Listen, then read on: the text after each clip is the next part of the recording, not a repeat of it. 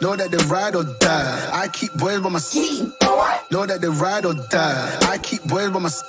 OG boy. Day we hustle, but the night we OG boy. Know that they ride or die. I'm a OG boy. Know that they ride or die. I keep boys by my side. Know that they ride or die. I keep boys by my side. Day we hustle, but the night we Boys by my side. boy. Know that they ride or die. My name came up a lot, it sounds. More when I was not around. Certain people that I know, they ain't no longer about. My name came up a lot, it sounds. More when I was not around. Certain people that I know, they ain't no longer about. My name came up a lot, it sounds. More when I was not around. Certain people that I know, they ain't no longer about. My name came up a lot, it sounds. More when I was not around. Certain people that I know, they ain't no longer about.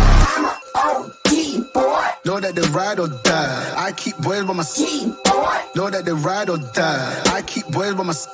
OG boy. Day we hustle, but the night we OG boy. Know that they ride or die. I'm a OG boy. Know that they ride or die. I keep boys by my side. Know that they ride or die. I keep boys by my side. Day we hustle, but Know that they ride or die. Cold, these brothers my guys. Know that they fly. Know that they fly. Know that they ride or die. Cold, these brothers my guys. Know that they fly. Know that they fly. Know that they ride or die. CJ Ike, they ain't no longer about. They ain't no longer about. They ain't no longer about. CJ Ike, they ain't no longer about.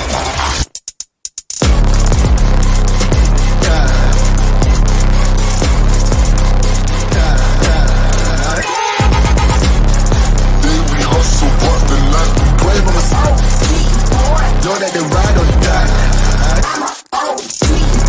Know that they ride or die. I keep boys by my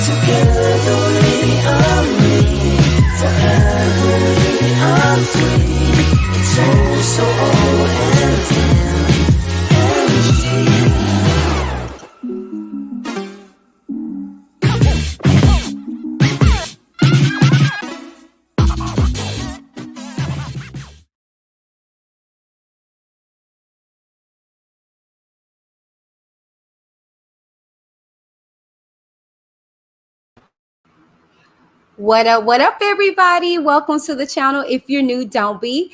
Go ahead and click that subscribe button to be a part of the Witness gang, to join the Witness Nation. Now let's get into this, shall we?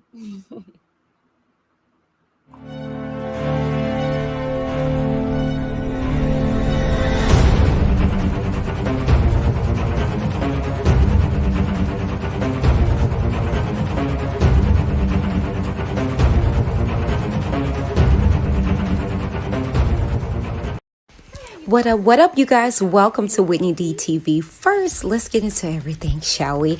Welcome. I would love to see where you guys are tuning in from, so please make sure to place your city in the chat and I will make sure to shout you out. What's that? Oh, home of keeping it cute so you won't get the boot. That's right. Make sure you guys please keep it cute so you won't get the boot. Okay, now what that means is that you do not have to agree with me or my remarks or opinions. This is my channel, however, and I ask that you respect me by respecting yourself. Whatever you have to say it with your chest, but make sure it is respectful. Okay, now in regards to everything that's going on with the R. Kelly trial and things of that nature, it is done. So I ask that you please respect my chat and do not spam my chat with your hashtag free R. Kellys or anything pertaining to that if we are not talking about the topic. Okay, now for nothing, you do not have to agree, so your opinion is duly noted here. Okay, if nothing further, make sure you guys do not forget to stop, like this video, subscribe if you have not, and sharing is caring, so make sure you guys share this video so I can reach a broader audience. Okay, now not for nothing, if you guys would like to join the channel, you can find the link located in the description box down below, or feel free to look above. That's right, right there in the chat. It should be pinned. If it's not, it should be by now. Okay, not for nothing, if you like to support me on a monetary basis, you can support me by Cash App through the money sign Whitney D 2014, or make sure you look at the bottom of the screen and there is located other means of ways to donate to the channel: PayPal, Zelle, or Cash App. Nothing more. Thank you and enjoy the show. All right, hello everybody. Welcome. Let me just get everything together. I pray you guys are doing phenomenal. I just want to go ahead and update what we're going to be talking about tonight, okay? So let me do that right now. And if you refresh, you'll be able to see who we're talking about.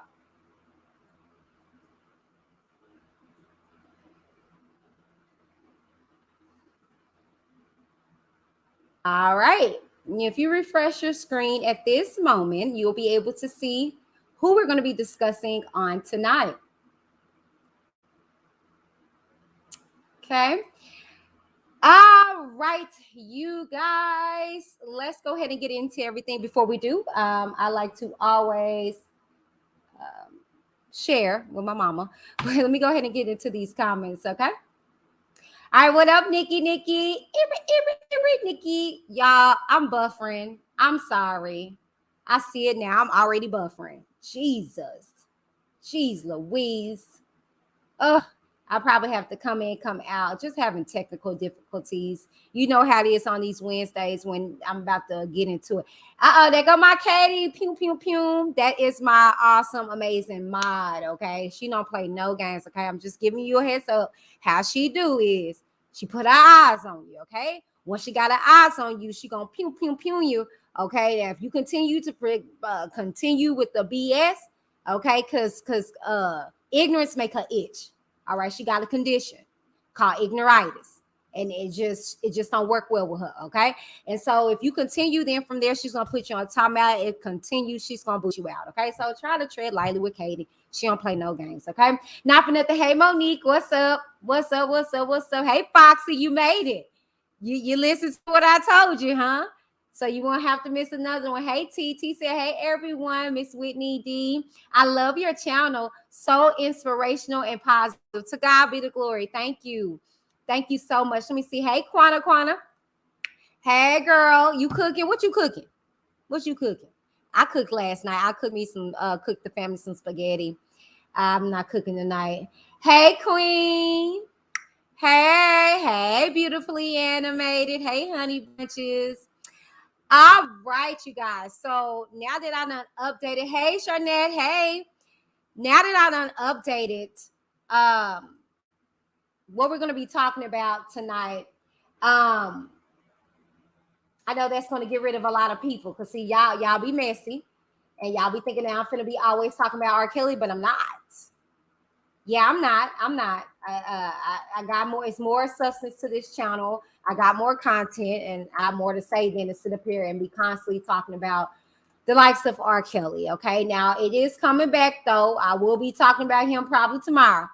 Okay, but not tonight because we have the indictment for Chicago, and allegedly, because I haven't read upon it, Rashonda from the first video is cooperating. Boom. So I'm just elated to say the entire least when it comes to everything. Okay, so let's go ahead and get into everything without further ado. Okay, because I don't like to drag this particular episode out. Last week, if you guys joined us, we were talking about the Boy Scouts of America. Where were the parents when that whole situation transpired? So just to give us some inspiration, I'm going to play this first. Let me go ahead and get the screen covered for copyright reasons. Okay. I'm going to share my screen with y'all. Oh, wait a darn tootin' minute. I am so out of order. I am completely out of order. I'm going to have to transition real quick. But shouts out to the WIT squad. What the entire hell? My research team are the people that got this whole freaking episode together. Okay, my research team are stupid though.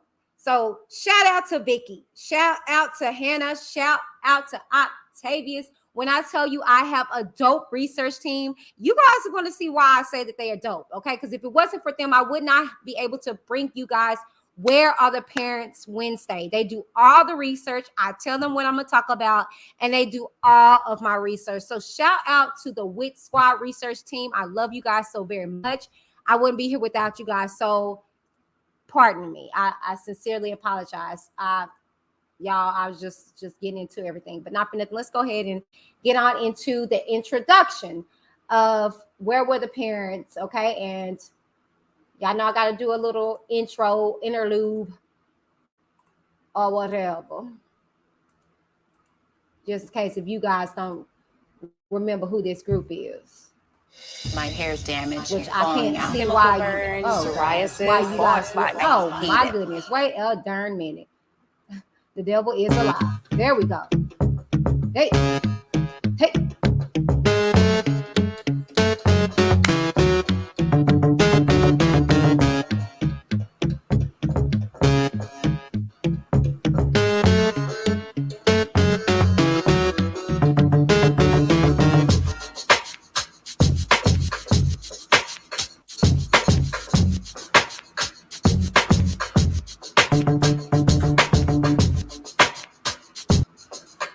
All right, so this is who we're talking about. Okay, we're talking about B2K, really RAZ. And where were the parents in his situation? Let's figure out what I mean by that. But before we do, the reason what got me into this whole where were the parents shenanigans shabacle is because people tend to forget the real topics at hand that transpire in this world. Situations like R. Kelly happen quite often. But see, we tend to pick and choose what we want to have selective outrage for. Okay? Let me let you guys know how deep the rabbit hole goes and let you know the research that I did that you can do too. And just maybe you wouldn't be asked about no daggone parents when it comes to this music industry because there's a lot more people that do this than you expect. Let me turn your case in point. Pull it up. Because when I said this, everybody and their mama was like, they didn't believe me, or they just thought that I was just talking out the side of my behind. But I don't have to do that. Okay, so let me get it pulled up for you guys. All right. Let me turn you guys' focus to the artist known as Usher. Yeah, Usher Raymond, My Way. Yeah.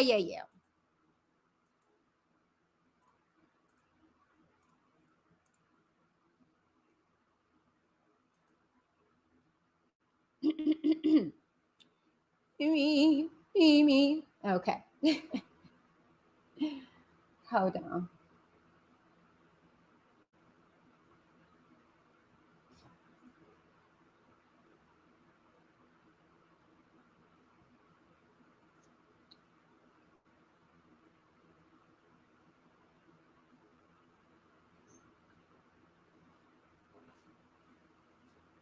Hey, baby.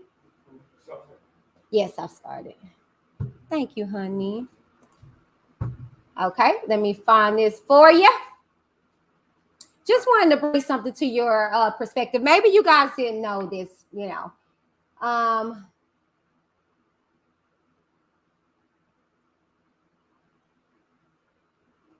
Okay, there it goes.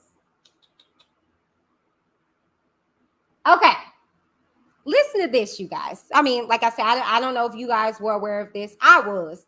That's why it wasn't a big surprise to me in lieu of the whole R. Kelly situation, in lieu of Azriel going off with R. Kelly. Let me show you why. Listen to this.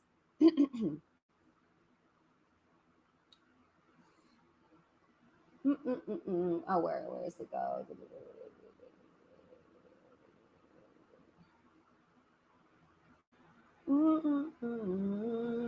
I think I passed it. Hold on, y'all.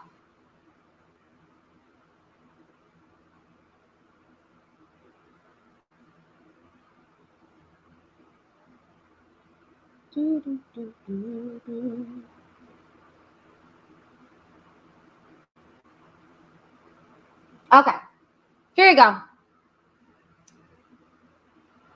L.A. Reid became skeptical. Oh, actually, go back a little further so you get more context.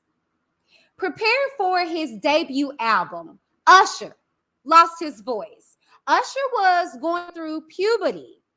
So that means he was roughly like, what, 13, 14, 15 at the most. Keep that. And had a difficult time adjusting his voice. L.A. Reid became skeptical of Usher and put his album on hold. He thought about dropping him from the label. Usher pleaded with the label to keep him, and they did. From this point, Reid didn't know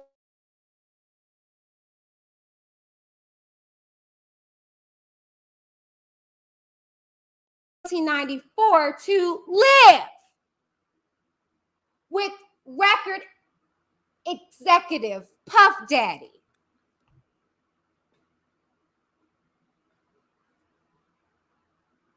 To attend what Reid called flavor camp. Oh, let me reread that for the people, the ignorant people in the back. Because see, this is what they do in the industry. From this point, Reid didn't know what to do with Usher. So he sent him, meaning you didn't hear his mama sent them. So I'm no rocket scientist, but that would mean that some kind of transfer of parental advisory was placed in the hands of L.A. Reid. Am I right about it? Am I wrong? Can somebody let me check the am I can somebody point that out? Am I wrong about it?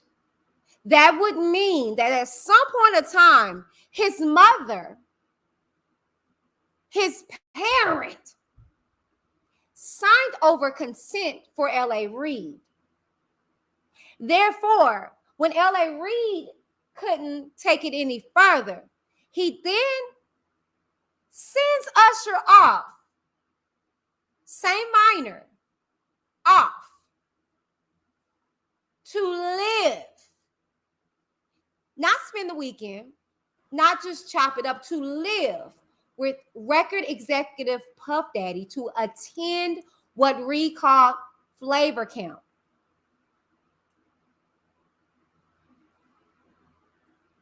Where was the parents?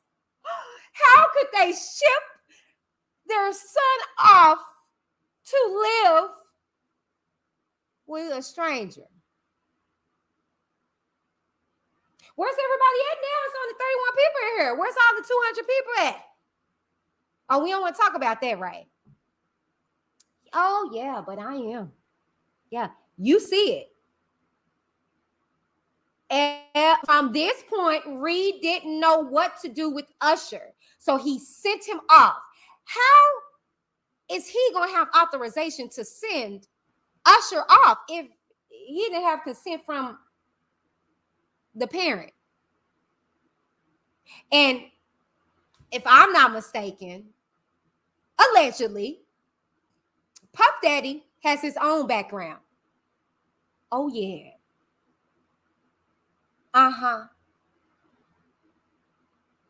Shame on his parents, his mother.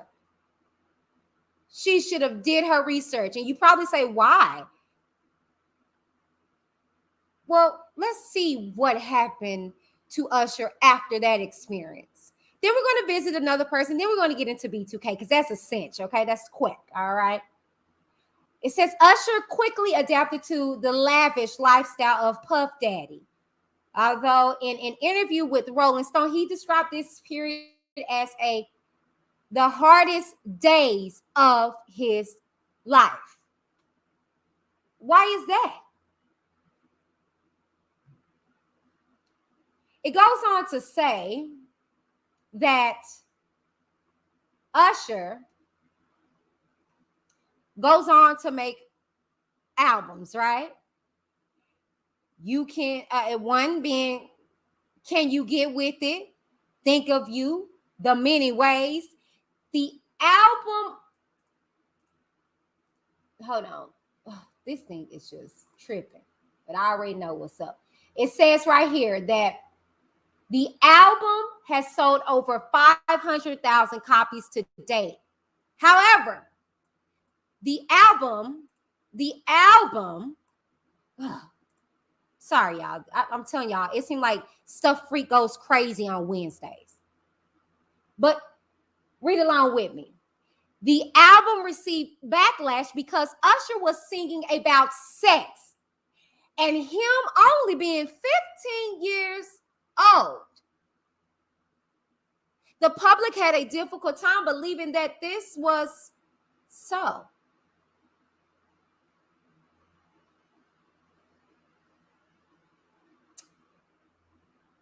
Now, where would he be able to sing about something he knows nothing about, right? Funny how before what he was singing thereafter changed. After this camp, he starts singing Freaking in the Mug. Oh, just a teenager, right?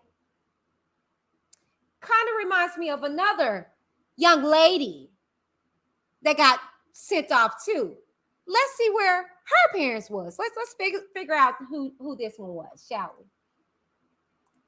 That was Usher, by the way. And Usher went on to have allegations towards him. Actually, it's no alleged. Yeah, it was Quanice, that the heavy set woman. Oh, and John Doe. Yeah. John Doe that he paid off. Yeah, he paid off both of these individuals. Yeah. And then he had a few misfortunes of relationships.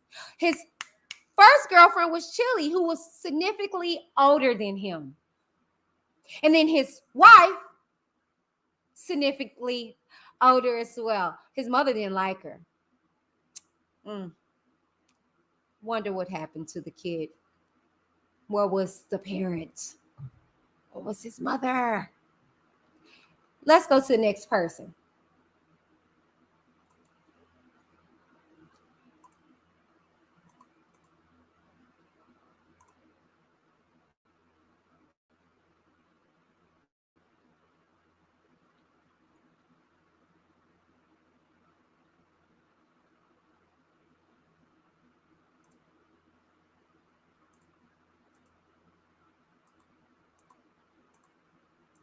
I give you Rihanna.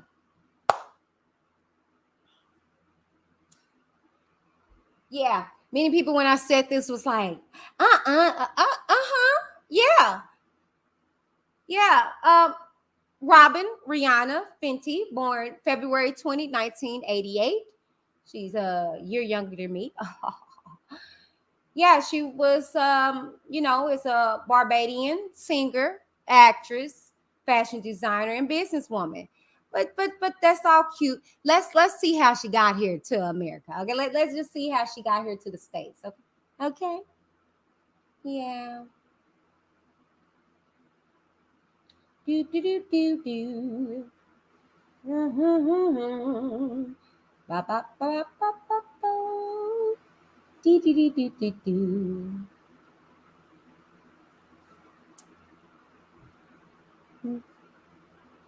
All right. Let's see how she got here, huh? Okay. I'm gonna point out some people in this, and I want you guys to keep it because I'm gonna skip around, okay? In 2003, let me get this highlight. In 2003, Rihanna formed a musical trio with two of her classmates. She was discovered in her home country of Barbados by American record producer Evan Rogers. Remember that name, okay? This is another producer, Evan Rogers. Keep that name.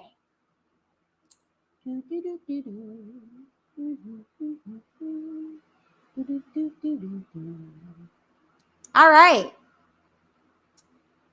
Let me highlight this.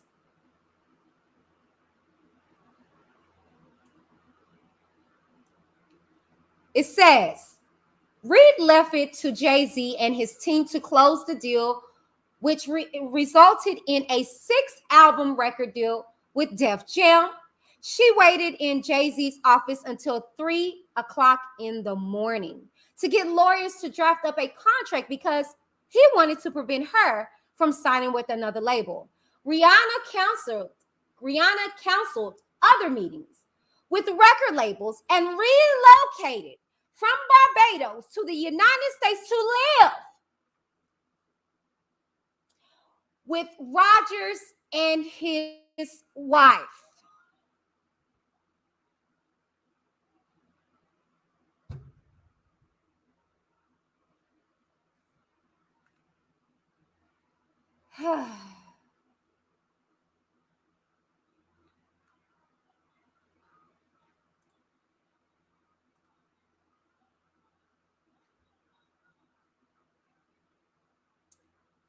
I don't know how many times I got to tell y'all stop asking about the parents. When you are getting into the music industry, it's normal to allow your child to be then guided by executives, producers. Okay. The Clarys weren't the only ones who did this. This is normal in the music industry. So stop. That's the reason why they don't have any charges against them, because they did nothing wrong when it comes to allowing their daughter to go off with a music producer to be mentored. The reason why you don't hear no bad stuff about the situation, Alva, because Usher didn't get beat. He may have got, allegedly put in some uncompromising situation with some grown women, but he wasn't beat, sodomized, and all these things. but his experience did something so much to him to where it altered his experience. Oh, and it altered Rihanna's too, whatever she went through, because she went from good girl to bad. You don't just go from one extreme to another for no reason. Something happens. Thank you guys for joining me on that journey when it comes to this industry. And I keep telling people, like, do your own research. Like, this stuff is out here. But let's go ahead and get into what we're discussing on tonight and who we're discussing about tonight, okay? Let me pull this up on my screen.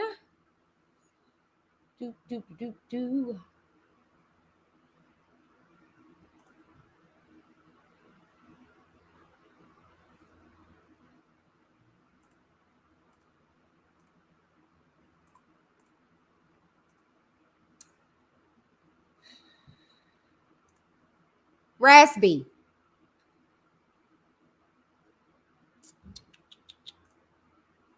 Trigger warning, you guys. Demario Monte Thornton, born June 13, 1985, known as RAZ, is an American singer and actor who was a founding member of R&B boy band B2K. Okay? Keep that in your mind, okay? He's the founder, all right? Before we can talk about RAZ, however, we can't not talk about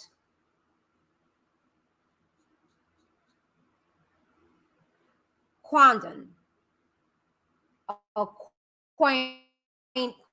Quandon, or Quandon, I think it is Quandon Tavar. Now, if you guys don't remember him, this is the baby from Romeo and Juliet who was singing in the choir. And you guys will get familiar with him because we're going to actually play some videos in regards to him. But let me tell you about this baby before we get into further information, okay?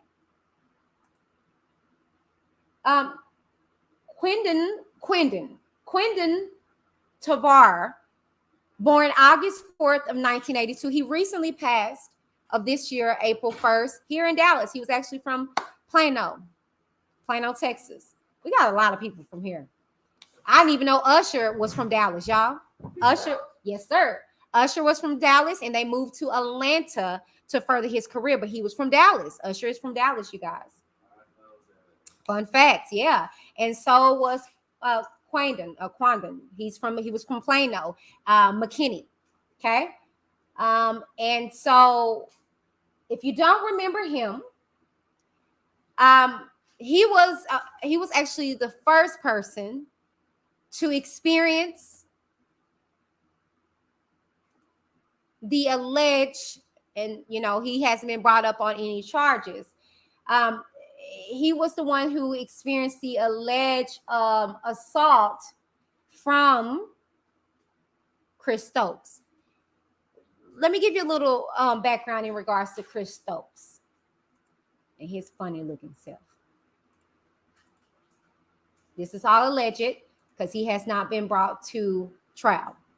Chris Stokes, okay, born July 21st, 1969. All right. Now, as you guys see, his resume is extensive. And that's quite possibly the reason why that he hasn't been held to task. If you ask me, do I feel like in regards to anything, I still don't know. I think once he burns out, and they usually do that. Once that star burns out, then they want to discard of him. Right now he's thriving. He's pushing out money for them. I doubt that anything happens because, on the contrary, RAZ has been talking about these allegations for years. Allow me to bring you guys to case in point, this particular video, okay?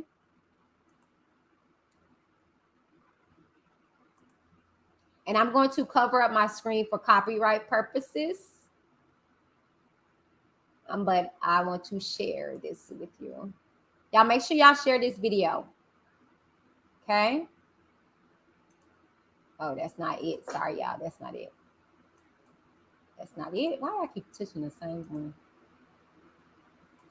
That's not it.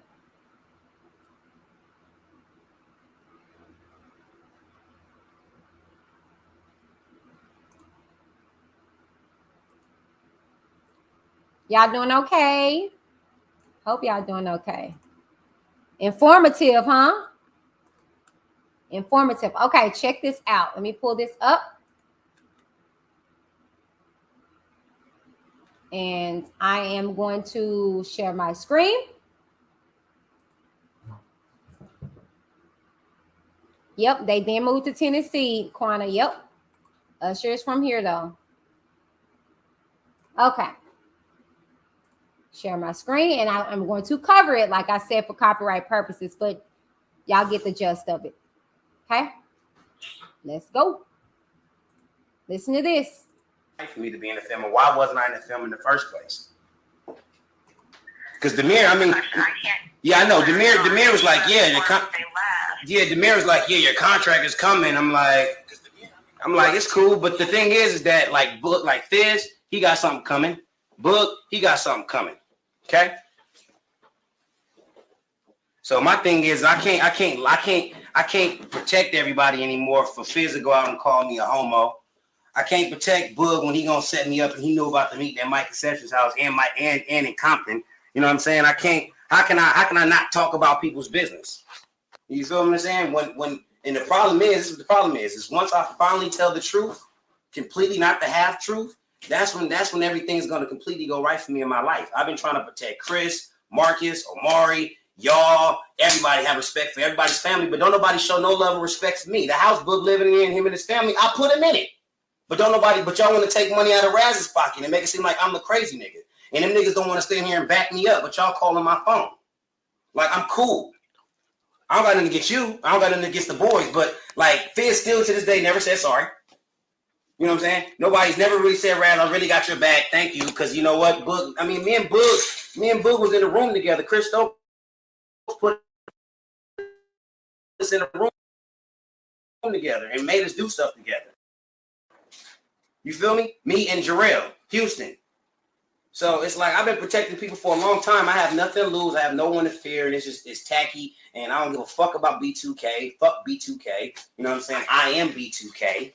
And if shit ever gonna get right, niggas gonna have to come clean. Because you're not gonna sweep anything under the rug. I was molested by Chris Stokes and Mark Houston, and that's the truth. Period. And that's the truth, and you can say that for you. I think it gets kind of messy when you gotta put.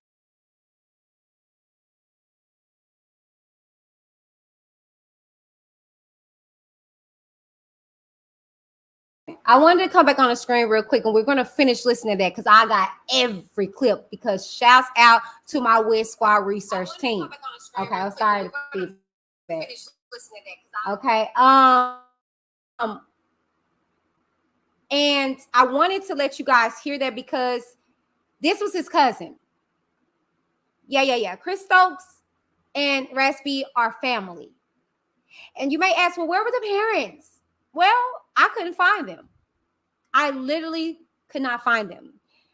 I had tracings of his father, whose name is William J. Tully, but the only other relatives that I could find was his siblings. And that's about it. Nobody else. Okay? Nobody else. His sibling is Mark Hudson, and then wait. No, that's Quaden. But he only has his two siblings, his sister Storm, and then his brother. And that's it. As far as his parents, have no idea. Okay? But that tells you right there that Chris Stokes was the acting adult in the situation. And the reason why I wanted to show you guys Quaden is because Quaden got to Chris Stokes before RAZ did. Oh, yeah. Quaden came to Chris Stokes in 1996 at the tender age of 14. And I really want to say younger than that. Okay? We're going to listen, but you hear a depiction of his experience quite similar to RAZ. And this is after the fact. But no one's none the wiser. It just gets swept up under the rug. Just like these allegations with Kelly did for years. And again, this is the reason why I wanted to start this whole segment, this whole series of Where Were the Parents, because it doesn't just stop at R. Kelly. It doesn't. But let's continue. I'm going to continue to let you hear his depiction of his experience, okay?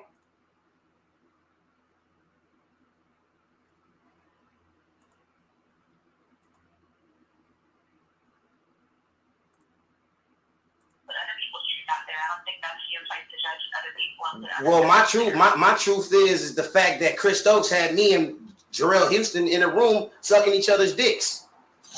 My truth is that hold on, Judy, hold on. My truth is that J Bug had sex with fucking Leslie. You get what I'm saying? So I'm dealing with everybody's blaming, pointing the finger at me, but ain't nobody backing me.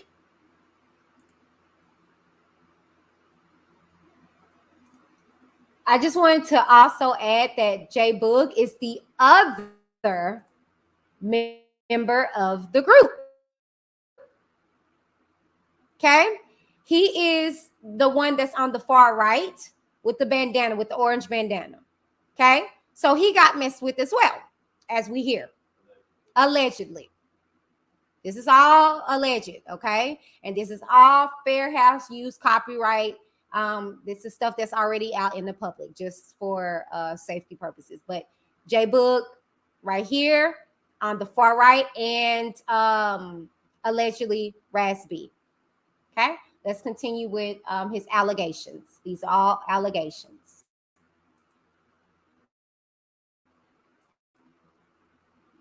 So this ain't nothing that you can do. This don't even have nothing to do with you.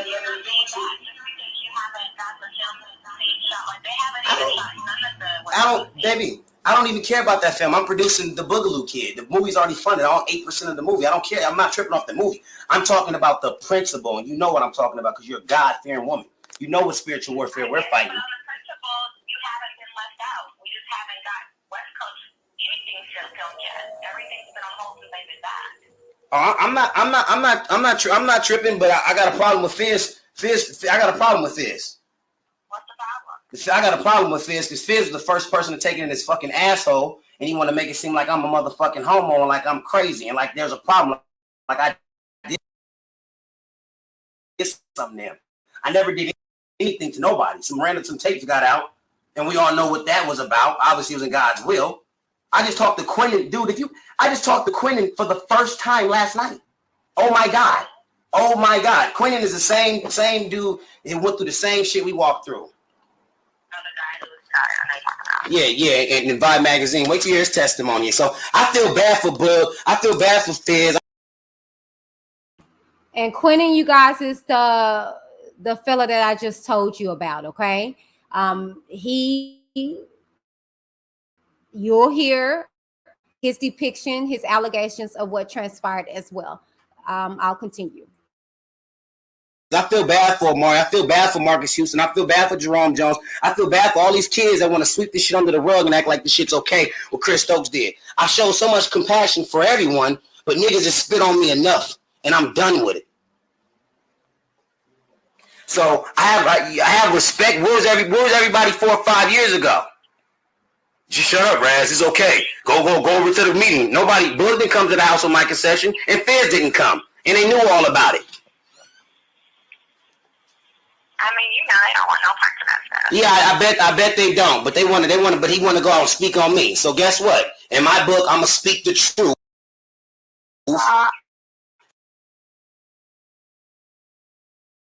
And shame the devil. I think Jarrell don't speak nothing negative about you any day of the week.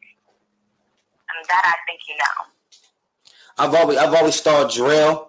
I've always thought Fizz. I've always thought everybody out. But the bottom line is unfortunately, we all. Unfortunately, guess what? Unfortunately, guess what, Judy? Unfortunately, we all don't want to be a part of it. But it is what it is. And guess what?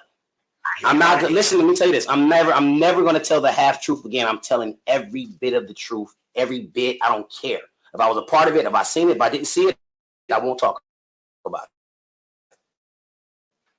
I don't know. So I mean, that's on you to do. You got to do it. Exactly. The position that it puts you in. Amen. So when you go to class.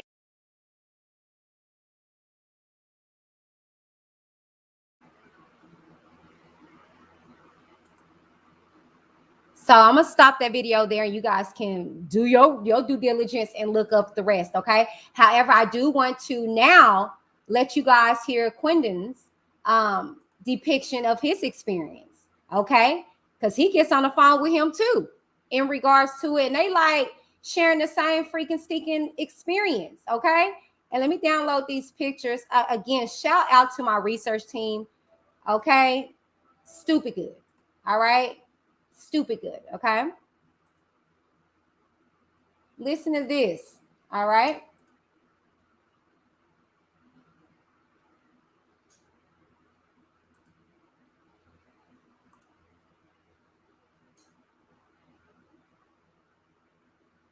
Uh-oh. I left out of it. Hold on, y'all. I left out of it. Okay, there we go.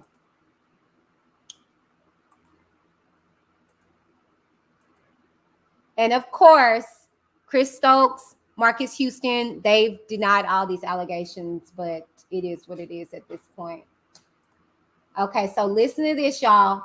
And I'm about to change out the picture as well, because we got my team is on it. Okay. All right. So let me share my screen with you guys once more, and let's hear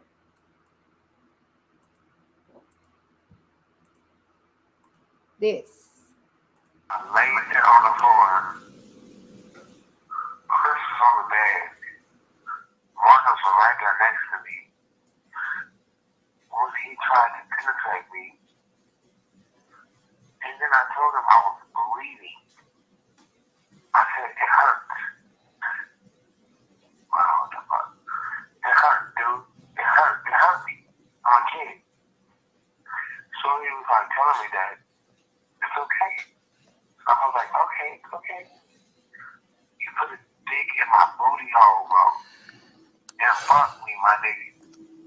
With Chris laying on the bed, watching with the big ass polo, teddy bear, and the big ass pillows on the bed, fucking me, and watching. That shit not cool, bro. Are you talking about the same room with the burgundy stuff in there? What? Was at the time when you was in the room, was the couch like red burgundy, like the burgundy couch? Was it burgundy? No, it was blue. It was his bedroom. Chris's room. And I was laying outside the bedroom. I was in Chris's bedroom. He had big ass polo pillows. And he had a polo teddy bear with a polo shirt on the teddy bear. Mm-hmm. And then I was laying out. Are you talking about did Chris have? Are you talking about that wooden bed Chris had, that real high wooden bed? Yes, nigga. Yeah, I know about that bed. Wow. Hey, on the side of that bed, on the left of it, was it that little glass jar with the change in it and the little like futon? Oh my God. Was there a little? How do you know about that? Because you were younger than me. Huh? How do you know about that? I said, how do you know about that? You were younger than me. Did y'all catch it? I told y'all. Quentin was before RAZ. And see, the reason why we need to do a due diligence of stopping stuff ahead of time, because just like R. Kelly and Aaliyah, it wouldn't be a Azriel. It wouldn't be Joronda. It wouldn't be all these other young ladies if we stopped it at the beginning. Did y'all hear that? they were depicting the same room that they experienced the same things with, just like these victims in the trial was depicting the same thing. And he's still free. And then also, we're going to listen to the conversation that RAZ had with him, where he's apologetic. Oh, that's not me anymore. That wasn't me anymore. I'm not that person anymore. Oh, let's continue.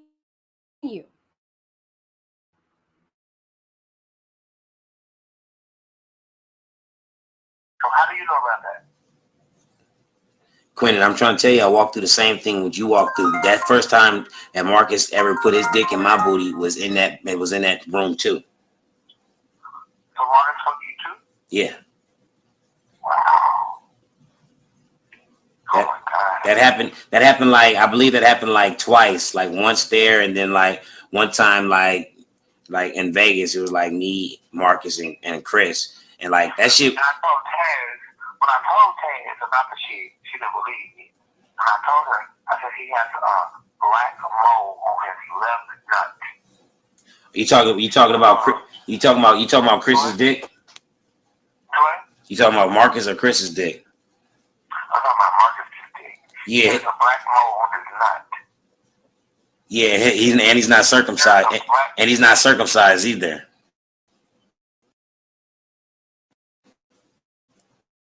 Marcus Houston is not circumcised, no. Yeah, I know. That's what I'm saying. He's not. And he asked me to suck his dick. I told him no. I want him to do that shit. But he wanted me to. While Chris laid there and watched. Man, I'm sorry. Me and Marcus being in the shower. He arranged everything. It was so crazy. Bro. Yeah, Chris did the same shit. Chris would try to work through the kids and work through Marcus because he already got Marcus at a young age, and he would work through Marcus to see it. Shit is sick. Man, you sick. You know what? This the type of stuff that makes me upset. That's nasty. I didn't know what was going on. Them motherfuckers was either fucking or something, but they was in the bathroom. I remember on the tour bus. Oh my God, the far back, you know, in the back of the tour bus is the main room. Yeah, I mean, yep. Everything that you talking about, Quentin, I used to walk through the same shit. Chris used to have me have sex. I used to have to fuck Chris all the time. Ooh, child. I'm sorry, y'all. I had to stop it there. Okay. I'm off.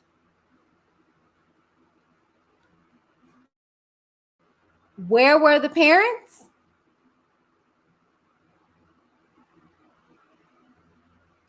But the overseer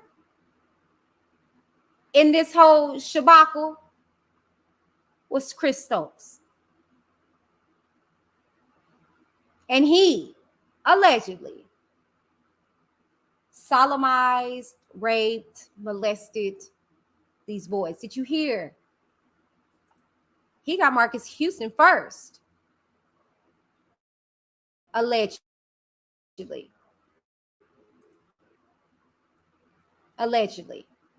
He groomed him first.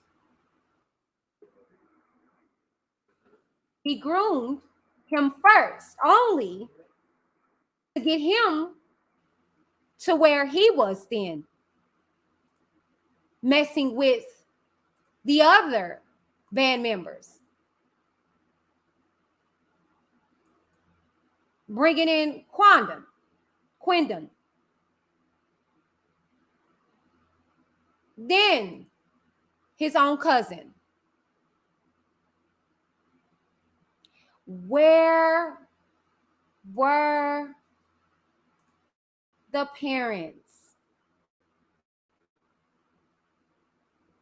Where was the parents? Where? Don't you see how stupid it is in a situation like this or any situation? It don't even matter, do it? Because was the parents in these rooms? No. But it's not over. Let's continue down this rabbit hole, shall we?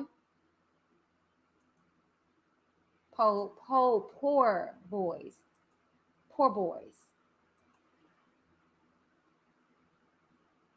Poor boys. We do something with Rosenberg called the realness. So Rosenberg, I mean, okay, we'll go straight up. Your man, your former boy. Okay, let me let you hear what Marcus Houston had to say in regards to this whole situation.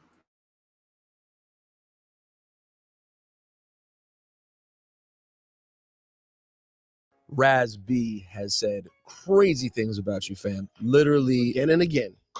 He called you a pedophile. Yeah, he did. And that is, respond to RAZ B calling you a pedophile, man. You got to speak on that. It was a big joke to me. Like, you know, and if you think about it, if you think about the time frames when this guy starts up, it's always around my album coming out, my album release, and now my movie release is coming out. So he's talking more and he's lying, but it's all lies. It's all BS. And, you know, I mean, he just, these opportunities, you're saying, like he only talks when you're about to drop something. He jumps on the fact of he's an attention whore. You know, he wants that attention because B2K was huge. Everybody know how huge B2K was. Yeah. And it's like when something like that is stripped from you and you can't get any fame, you know, you go to the extreme measures, and the dude he's psycho. So but he's also mentioning other big time stars like Omarion or Chris Brown. You gotta think about who he's mentioning. For one, I don't even think Raz has ever met Chris Brown. You know what I'm saying? Chris Brown and Raz B have no connection. I know Omarion and Chris Brown are really cool, but like, you know, and then he starts mentioning about, it's just like he mentioned Ray J too. It's like who hasn't he mentioned? Yeah. Is he gonna mention that, you know, God did something to him next? You know, is he on drugs or? Yeah. Oh, he's on drugs. Yeah. You could never be in the same room with him, and it would be something positive that happens. No, never. Honestly, if I was in the same room with him, he's so crazy. He would try to probably say what's up and be like, "What's up, man? Congratulations on the movie." Like that's the kind of person he is. Oh my God! Like this is all like literally like publicity stunt for him. You know, he has a book. He's trying to sell a book. He's trying to do this and do that. The weird thing is, he's someone who benefited so much from your relationship. I mean, had it not been for Chris Stokes and yourself, I mean, you guys are B2K essentially. Yeah. You know, it's sad because, like, you know, people don't understand that. And like I said, once it's like the Eddie Kane situation. You know what I'm saying? Eddie Kane, he went on drugs and 5 Heartbeats went and did this, and he.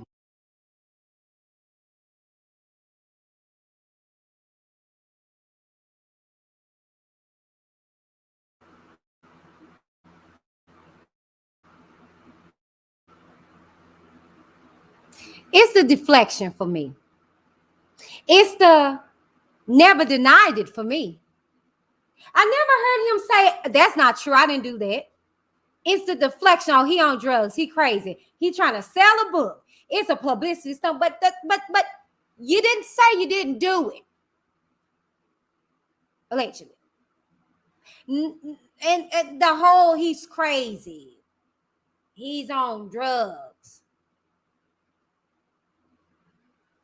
Kind of like how they did all the victims in the New York trial, right? Wasn't as real supposed to be on drugs too at one point in time? Yeah.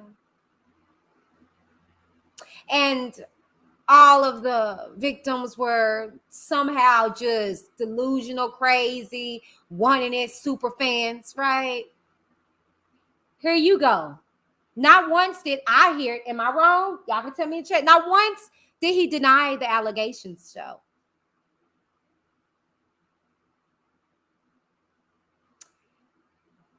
Well, and I see you guys asking, Sue, he tried, y'all. And to be honest with you, actually, he said, I will leave it alone. And he really was going to. But the thing is, he got triggered on the tour. Because when they got together to do the Millennial tour, he didn't know that Chris was going to be a part of that. And so he got triggered. And then his behavior started being erratic. But why? Because you got the dude that did what he did to me. I'm trying to keep my distance. But now you're putting him in the proximity of me and I'm triggered. Now he's crazy. All he really wanted was admission from Chris Stokes and Marcus Houston. He said he wouldn't even press charges. He just wanted them to not make him out to be crazy, you know? And then here recently, excuse me, he got with Unlocked. And they threatened, what's his name? That's over it. Jason Lee. Y'all don't remember that? Yeah, see, I'm telling y'all. So I'm gonna stop him there because don't nobody care what Marcus Houston got to say. His old tired behind.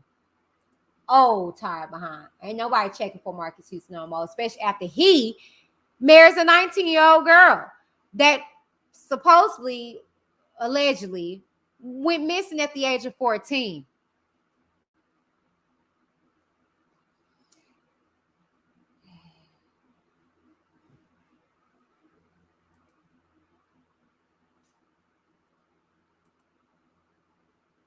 Listen to this conversation that Chris Stokes admits to his situation that transpired allegedly with RAZ. Check this out.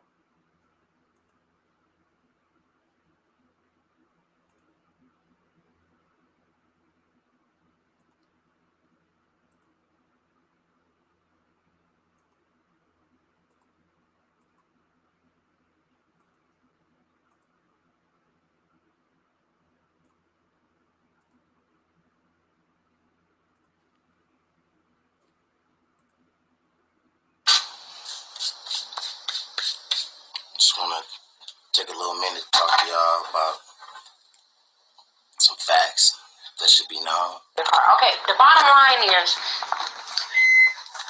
he's upset, so he's using his upsetness to say what he ain't gonna do or what he was gonna do. We don't know if he was gonna do that or not. That's bullshit. You need to work on your reality show and The Voice. Okay, what was the purpose of initiating the call, Demario? They need to know. They've been wanting to know. Okay, so you told him. You feel better now? He feels threatened, so he made. You know why he feels threatened? Yeah. Because the whole world already knows. Everybody already knows the truth. Okay. It is what it is. I ran into a grown man. Excuse me. I moved to this house when I was 13 years old.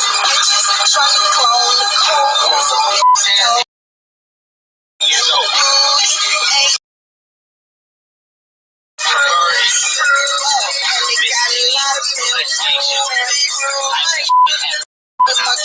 Chris made me take showers with the other boys. We had to go to Capitol Records and shit. So, you know, it's like all that little shit that my brother was introduced to, that shit was brought to me first. And I blocked that shit. You know, and I wasn't with it. You know what I'm saying? I backed out. You know what I'm saying? And it was like, I kind of knew. You know, I kind of knew what was going on. Real quick to let you guys know, this is his brother. This is who you guys are hearing from, is RAZ-B's brother, who initially Chris Stokes, their cousin, came to first. Yes, Chris Stokes came to the older brother first. Okay? And then you hear him say, I went with that. See, what y'all got to understand with these pedos, with these predators, they test the waters first. They always test the waters first. They test to see how far over the edge they can go with you. So if they come to you and rub their genitals on you and you be like, what's wrong with you? Don't do that mess. Then they be like, well, you know, I can't do that. You know what I'm saying? So know that they pray. But let me let you guys hear this. But this is RAZ-B's older brother stating his experience with Chris Stokes and how he tried to groom him and he wasn't feeling that. And then you're going to hear RAZ-B on the phone with Chris Stokes and he, I didn't mean to do it. I'm not that. That's not me no more. Check this out.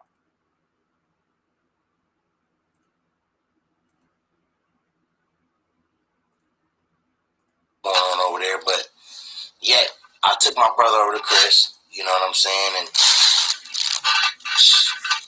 I didn't protect him like I should have. You know what I mean? And I don't do that. That's what I'm trying to tell you from my heart. What I'm trying to tell you is that ain't me. That was up years ago. I don't do that no more. I go sit like the bottom line is that. Oh, did y'all hear that? He said, I don't do that no more. I'm not gay no more. I am delivered. Did y'all hear Chris Stokes say that? Let me run that back. Let me run that back.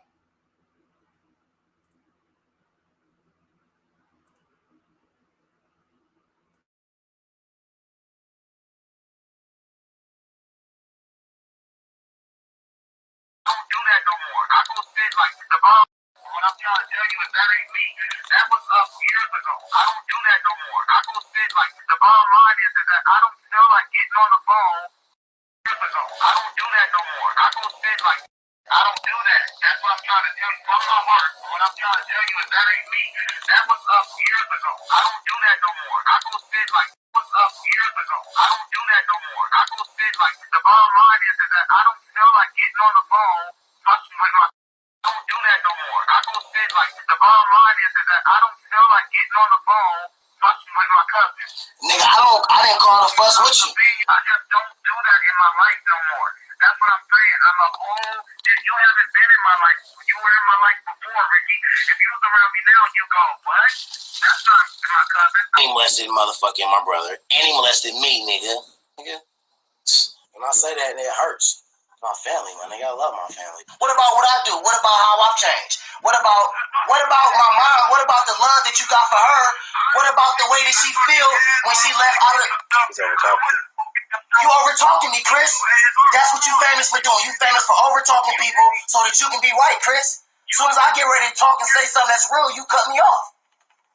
First of all, you gave me stuff on your heart, and I gave it to two people for you. That's with numbers I have on you, on my life. We're not talking about business. I'm talking about my mom. I'm talking about my nigga, her coming to support your event, and I'm talking about them being escorted out, and why she had to run over to give her cousin a hug, and why you didn't run out there and say, Sean, you my cousin. You stay here. Marcus, Taz, everybody that work for TUG, they work for me. You're my family. I love you that much. You can't leave here, LaShawn. Chris, I don't want to talk. I don't want to talk on the phone. I want to meet in person. Talk on the phone. I'm tired of the phone. That's all you ever do is give me the phone and then you don't hang up and you promise niggas shit. All I'm saying is niggas escorted my mom. Niggas escorted my mom. Why did my mom get escorted out? Why did my mom get escorted out, Chris? Why did she get escorted out of your party, nigga? My mom is sick. She came to support you, nigga. She don't want shit. Just because you been dodging her calls, nigga, and she shows up at your party to support you, nigga, don't mean she got to be escorted. Why did she get escorted out, my mom? Yeah, and exactly when I came back out to get your mother was gone. And you can ask anybody in the party. Because she feel bad. You made my mom feel this small. You think you know everything and you have no idea. You made my mom feel this small. I can sleep at night because I know why I do things and why things. No, nigga, you can sleep because you rich, nigga. Hey, Chris, I'm tired of talking, man. Can we just meet up? I'm tired of talking. Can we just meet up for lunch?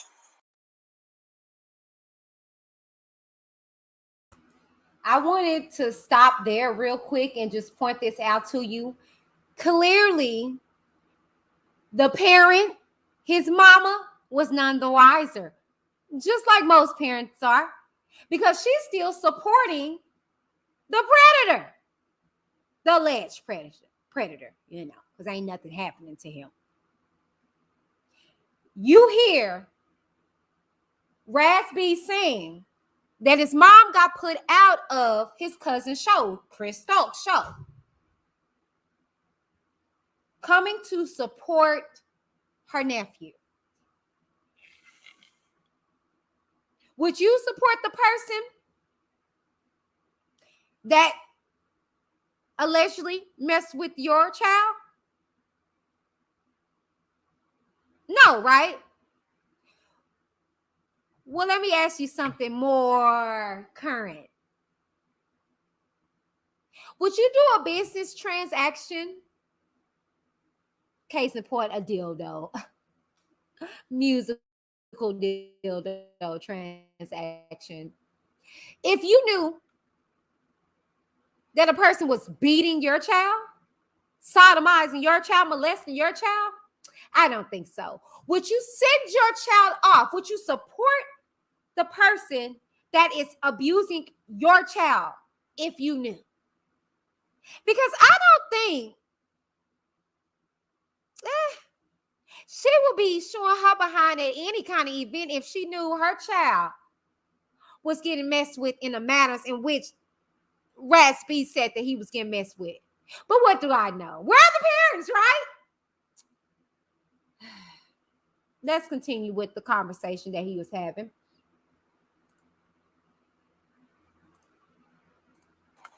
I'll buy you lunch.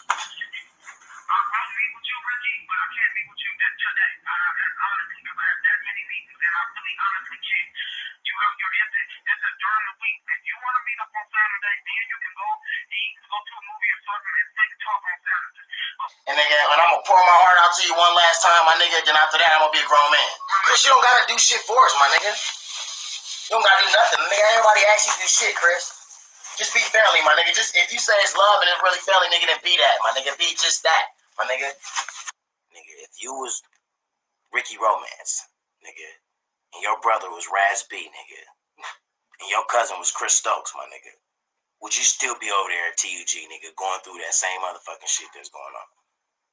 When y'all family, my nigga, why should you have to do sexual favors, nigga? Why should you have to be molested, nigga? Why should you have to let motherfuckers feel on your nuts and feel on your body?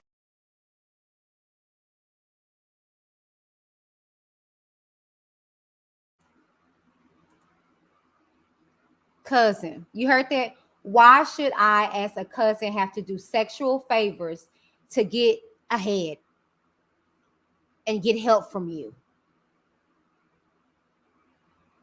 His cousin, y'all.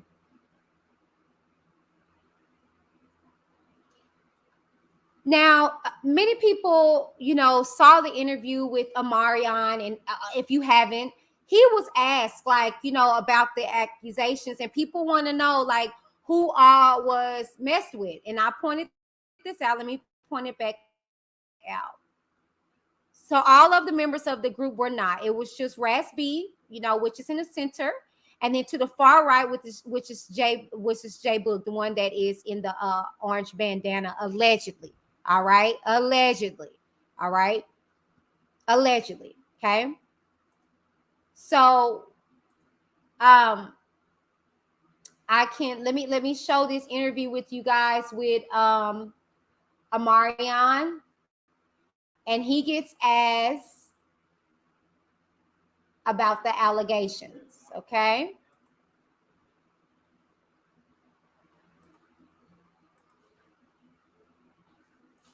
Let me share my screen with you guys. Give me just a second. And this is Omarion being asked about the allegations about Chris Stokes, okay?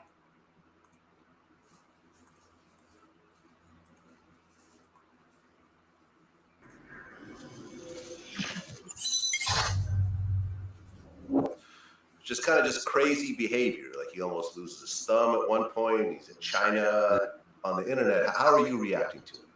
I mean, there was definitely moments where I understand more. I understand better. So, well, I mean, he claimed that he was molested by Chris Stokes and everything else like that. Right. It's always been denied by all the other parties involved. There was never any proof, but he kept saying it over and over again. Yeah, I definitely think something happened to him. I think I don't know what happened to him, but I think something happened to him.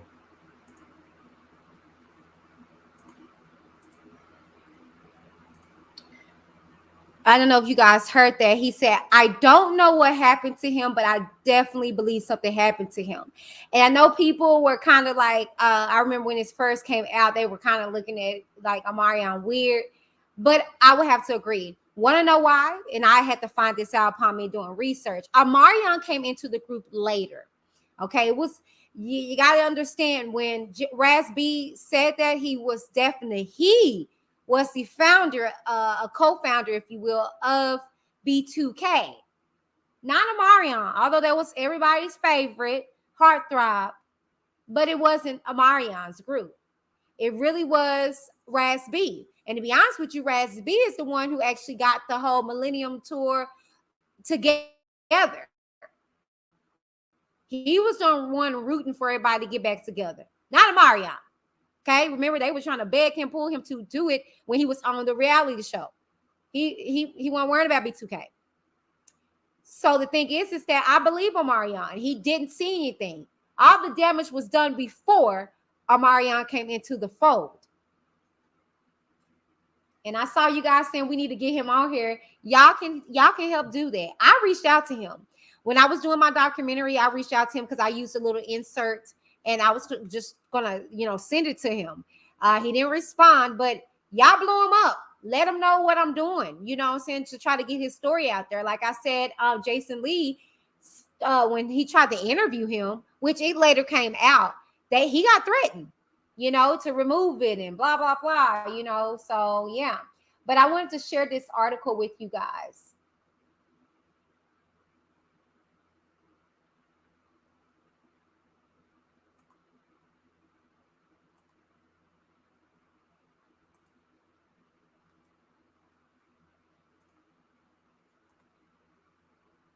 And I see a lot of you guys didn't even know about this. Wow. Whew. See, this is why I try to navigate away from the whole likes of R. Kelly, because it's more going on. This is a bigger story than just R. Kelly. Okay, I wanted to share this article with you guys. Oh, well, that's too little. Y'all not going to be able to read that. So I'll go back over here. Okay. Still probably not going to be able to see it. So I'm going to read it for you guys. Okay. This is a statement from Quandon in regards to the video coming out. Okay. Listen and let me see if y'all gather what I gathered from it. And we're going to talk about it. He says, in regards to the videos leaked over the net recently by Demario RAZ B Thornton, I would like to first start off by saying that it was never intentional on my part for that conversation to have been made public. I had no clue our conversation was being recorded. Nor did I know it would wound up on the internet. I was under the impression that RAZ B and myself were having a private conversation. Nothing more or less. In 2008, I spoke in depth to Vibe magazine regarding the painful experiences in my past while under Chris Stokes' label. So this has been going on. Okay, this has been going on, and unfortunately, it's still getting swept up under the rug. Okay, it's still getting swept up under the rug. I was reading how Chris Stokes actually came across one artist who was, I want to say five, and I'm just nervous. I wonder if it was just a boy thing, or if it was other children that were involved in this whole dynamics. And because he's connected, nothing's getting done to him. And that's kind of what happened with the likes of R. Kelly. Until that star drizzled out. Okay, so this is the last article that I want to read to you guys. Check this out, okay?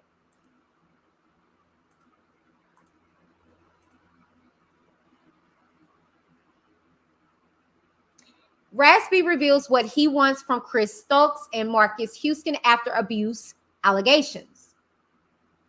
B2K member RAZ B has been in the media lately after reigniting his claims against Marcus Houston and Chris Stokes.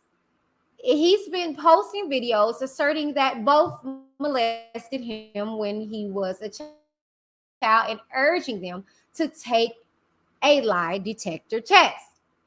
Now I remember these.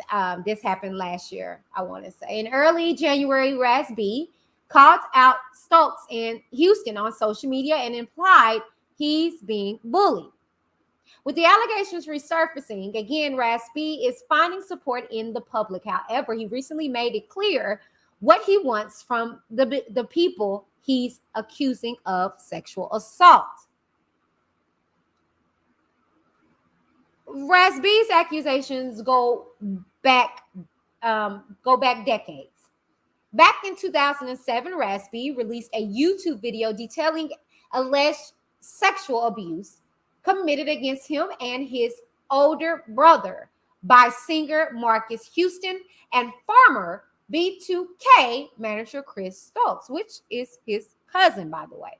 Stokes, who is RAZ cousin, denied the accusations, and at the time, bandmate Amarion defended Stokes. MTV reported that Stokes issued the following statement. All the allegations they made are false.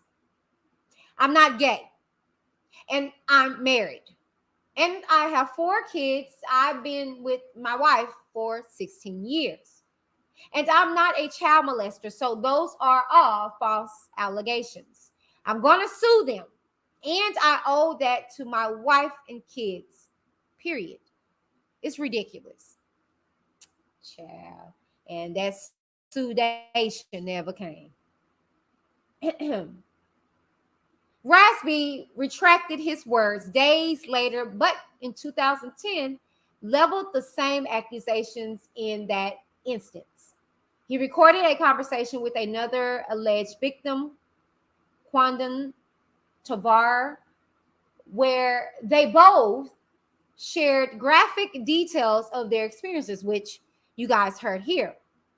Although Tavar previously spoke about Stokes in 2008, in a 2008 interview with Vibe, he did not consent to sharing that recording on the web.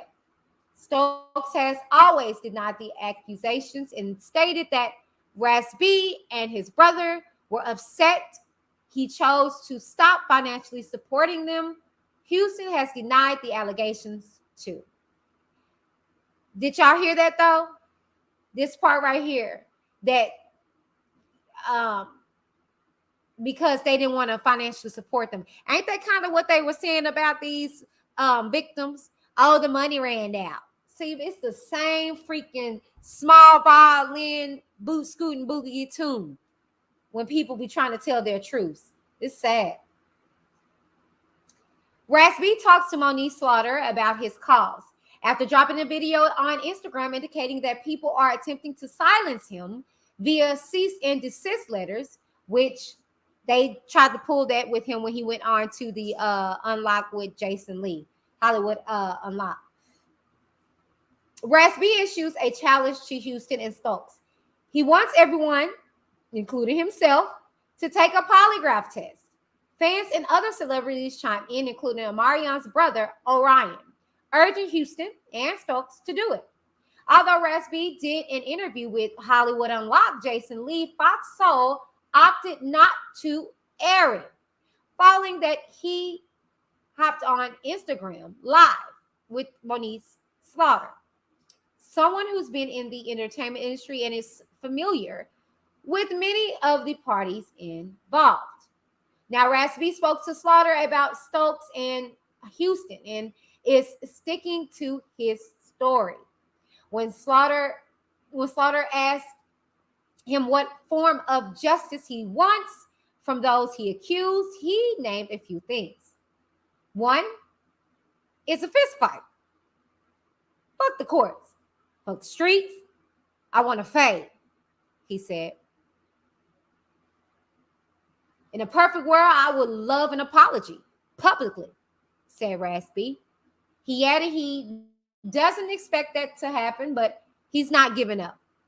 I'm going to spend every dollar that I have to make sure that I get the justice that I feel I deserve, he declared.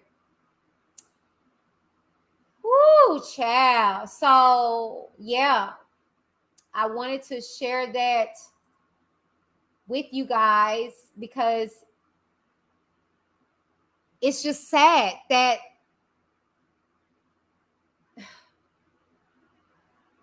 his voice is stifled. And unfortunately, with Tavar dying, he's the only one left besides his older brother, and no one's doing anything about it. No one.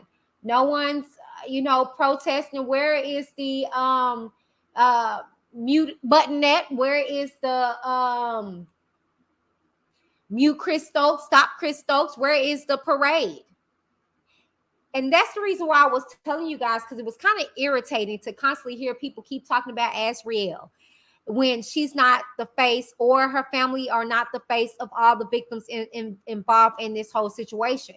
There were John Does involved. And this is the reason why a lot of the men that have gone through this don't say anything. Because why? It really don't matter. Who cares? Be strong. And they can't cry out. Now we got to do something about that.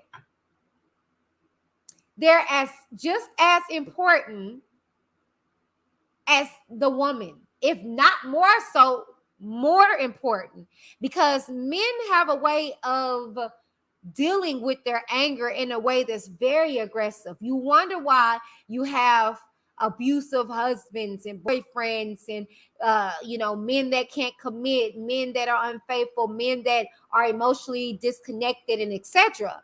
It's because the trauma that they experience that they can't tell nobody,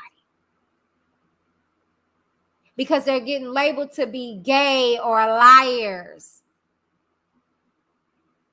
And the thing is that because you've been traumatized doesn't necessarily mean that you're gay or that you're going to be gay. It means the same thing that it does if a young lady gets traumatized sexually young. It alters your experience sexually, period. My molestation and things like that came by way of a male.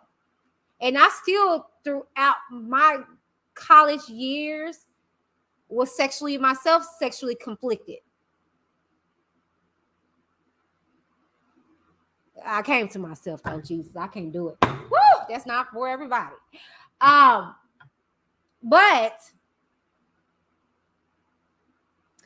you hear Chris, excuse me, y'all.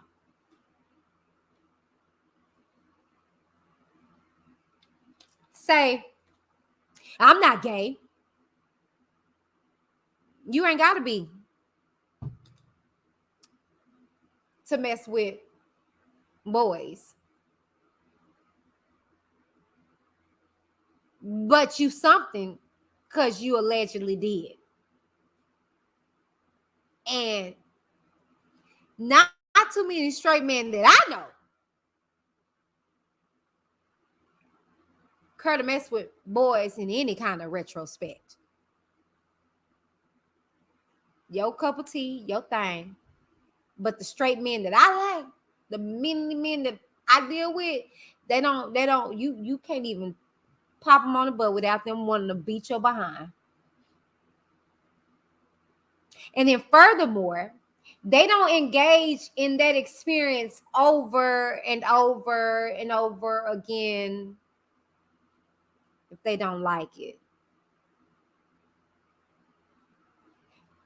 And brother, no shade,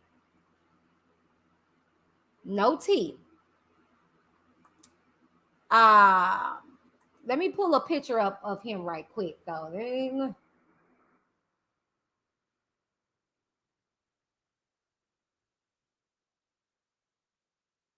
I'm just saying. Let me just pull this up. Let me share my screen.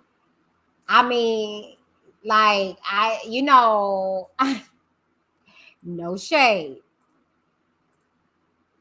No shade. But bruh. I mean, look at the center picture. Bruh. Like,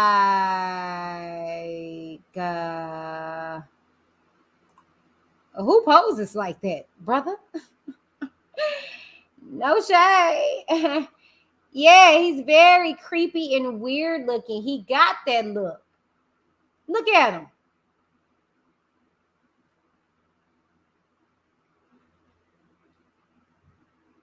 Look at him.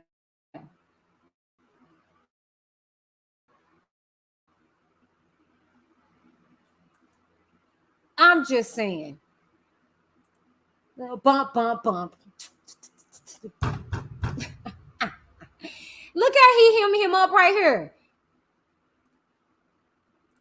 The poor baby look like.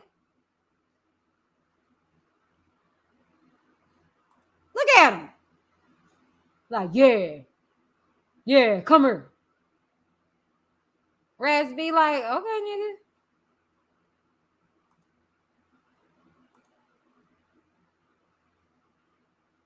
And then the way he had them posing, and it just was just a bit too much for me. Did y'all see how he had like immature lapped up and stuff, and then he had B2K doing it? Let me show y'all this. Like, let me show y'all this proof. Like how he had them posing and stuff. I just don't know. I'm sorry. I don't know any. I don't know. And we were none the wiser. But look at this. What are they doing right here? What are we doing?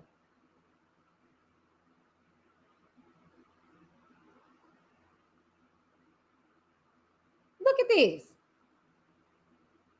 You see how he got them posing, laying all on each other and stuff like that?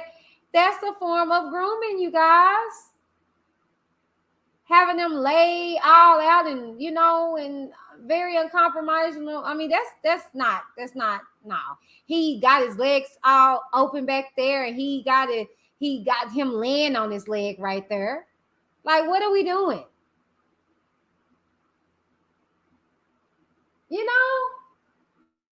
I'm just curious. And then let's go to B2K. It ain't no better than B2K. I didn't really pay much attention to it, but let's check out B2K and how they were all hosed up on each other and stuff. Let me show y'all these. I was looking this up. I was like, what were they doing?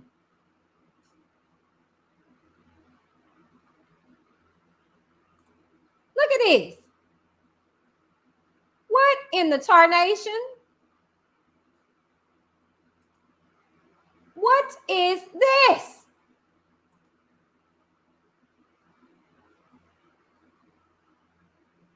Hold on, let me show y'all this. Yeah, just tell me. I could be wrong. Tell me if I'm hating, baby. What in tarnation is this? What? And we was none the wiser. What in tarnation were these boys doing, lapped up on each other like this? Look at this.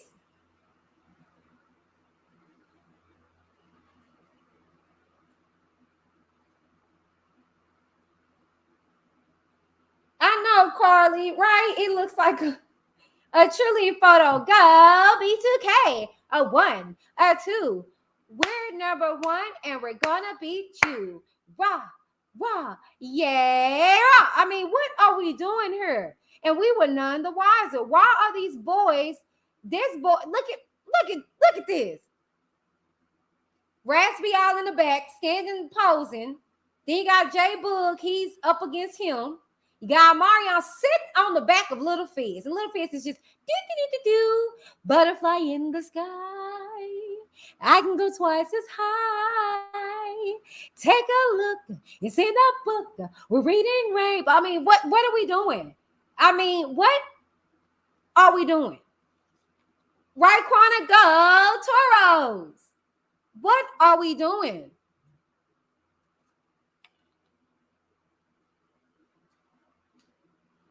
Oh my gosh.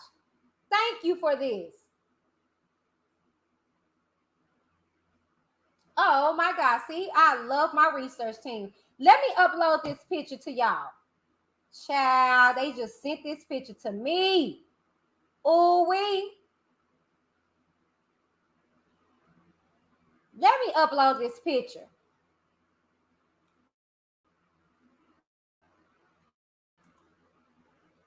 Child.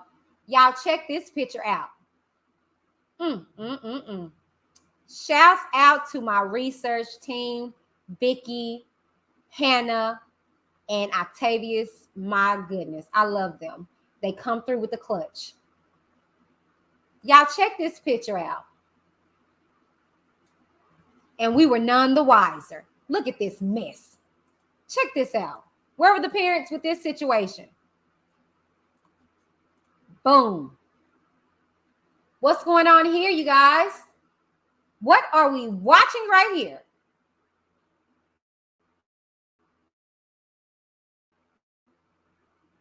What's this? Can somebody tell me where the parents were in this situation?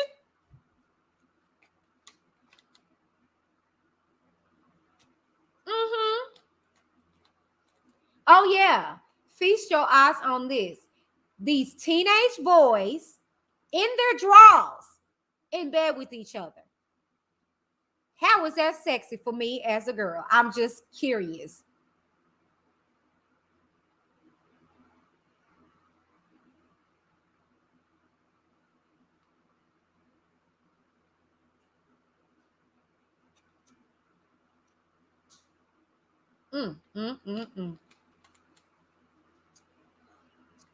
Oh, yeah. Take that in. Right before our eyes, right under our noses.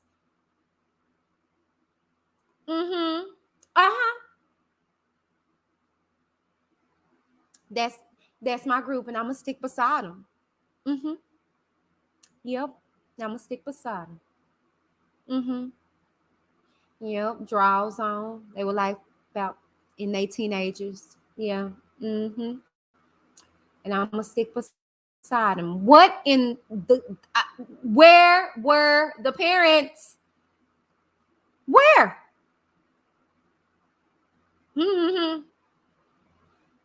Yeah. So,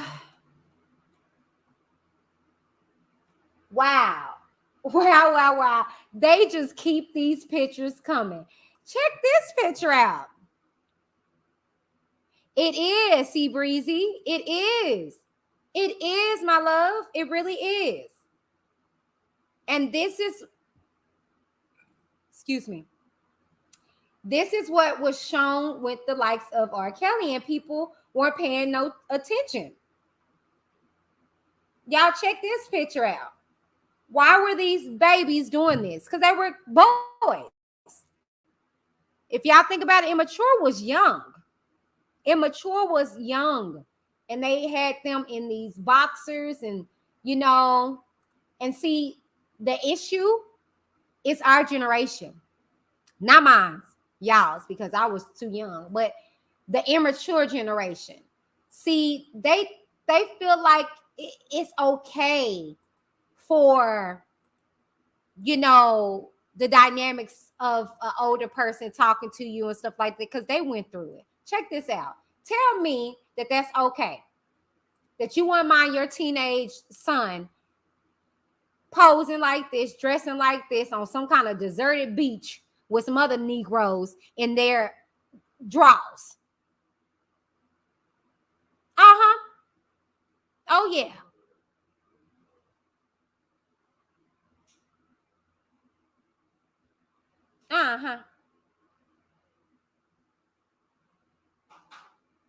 Oh, yeah. Sexy, ain't it? Doesn't that turn you on? They look like they kids. Look like they teenagers. Who were they appeasing to?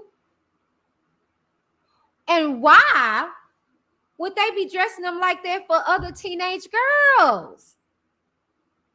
Where were the parents?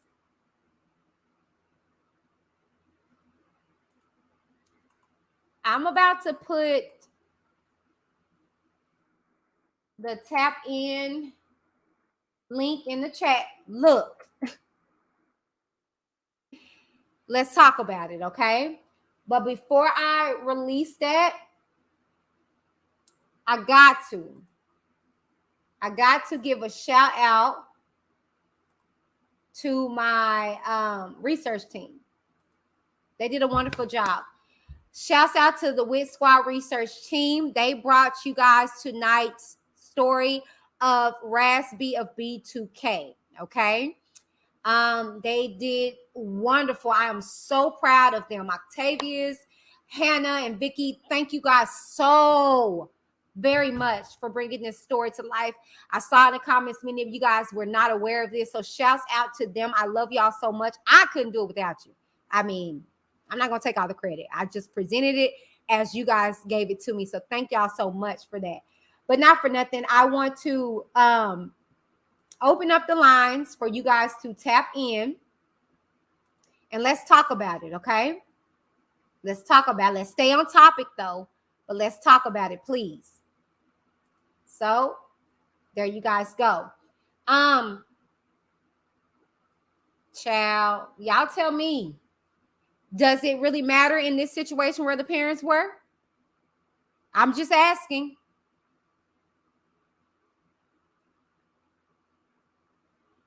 Don't be nervous, G. Come on. Come on in. Anybody else? Come on in. Don't y'all do that. Come on in. Come on in. Don't be nervous. Come in and speak. He had to go to China for 3 years to find inner peace. Who went to China?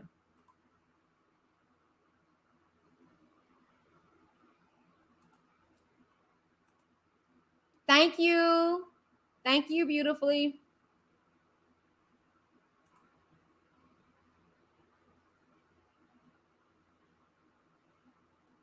Aaron, we're going to talk, baby.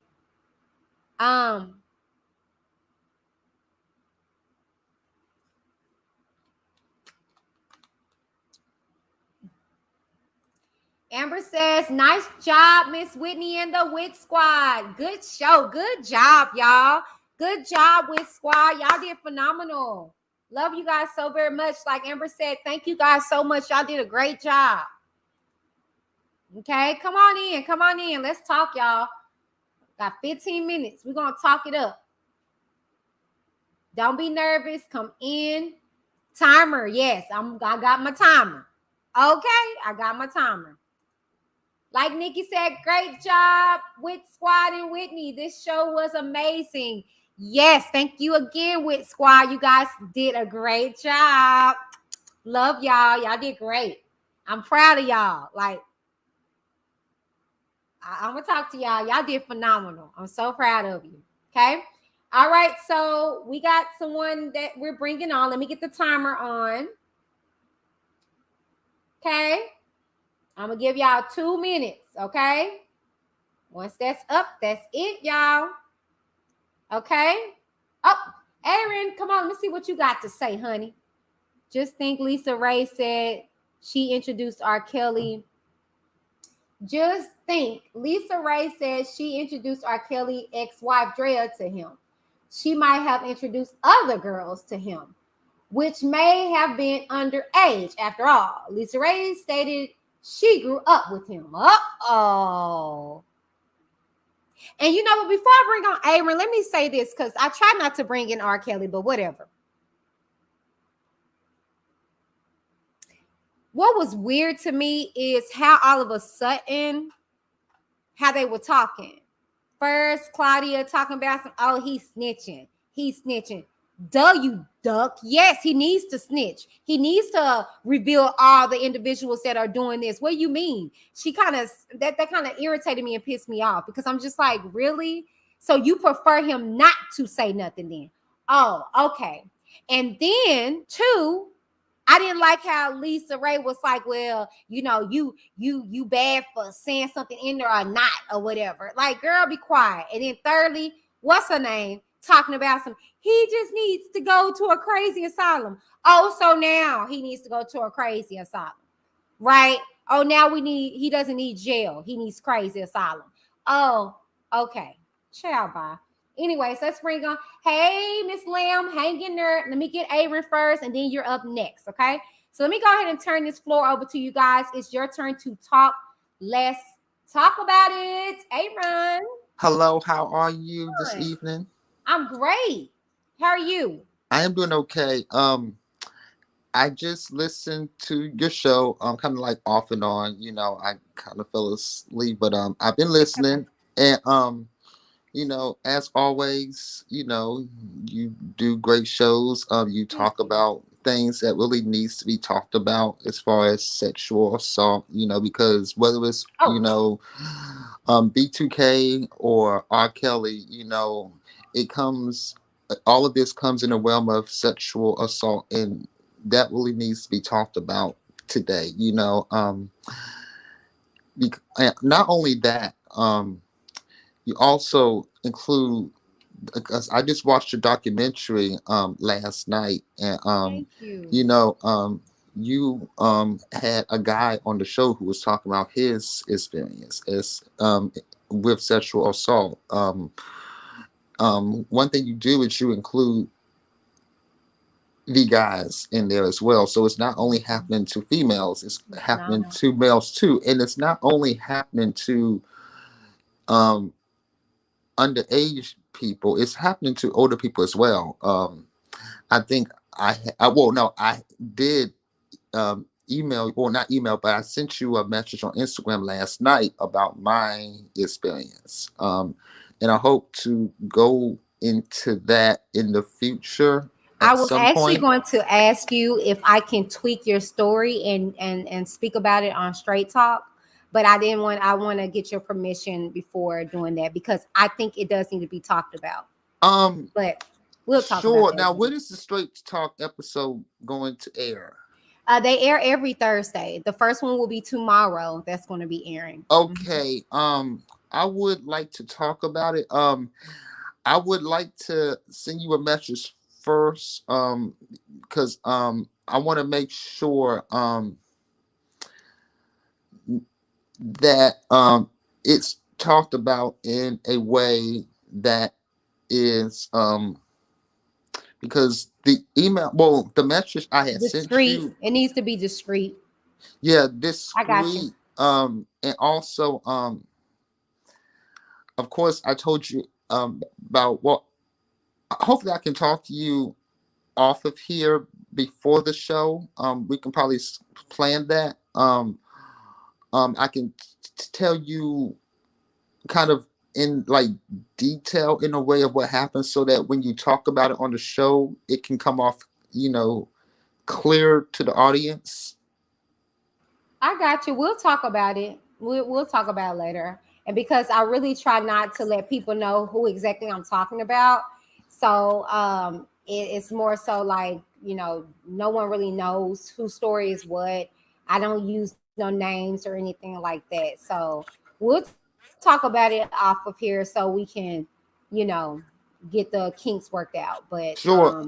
yeah, Do you you are want to right. do It does need to be discussed. like on Instagram, probably do maybe a video chat so that I can talk to you, like, because me talking to you, would probably come out clearer than a message. Yeah, we'll talk about it, okay? I'll call you up and we'll chop it up, okay? All right. Okay. Probably tomorrow will be best. So I will send you a tomorrow morning, you'll probably get a message on your Instagram, probably like a time where we could, talk about it in person. Well, not person, but like on videos before the show. Okay, we'll discuss it. I'll make sure that my schedule permit, but I'll get with you, okay? But I'm gonna get to the next caller, okay? Okay. Aaron? All right, thank you. All right. All right, we have Miss Lamb. You ready? Let's see if you're ready. You ready, Miss Lamb? Hey. Hello? Hey. I can't hear you. I can hear you.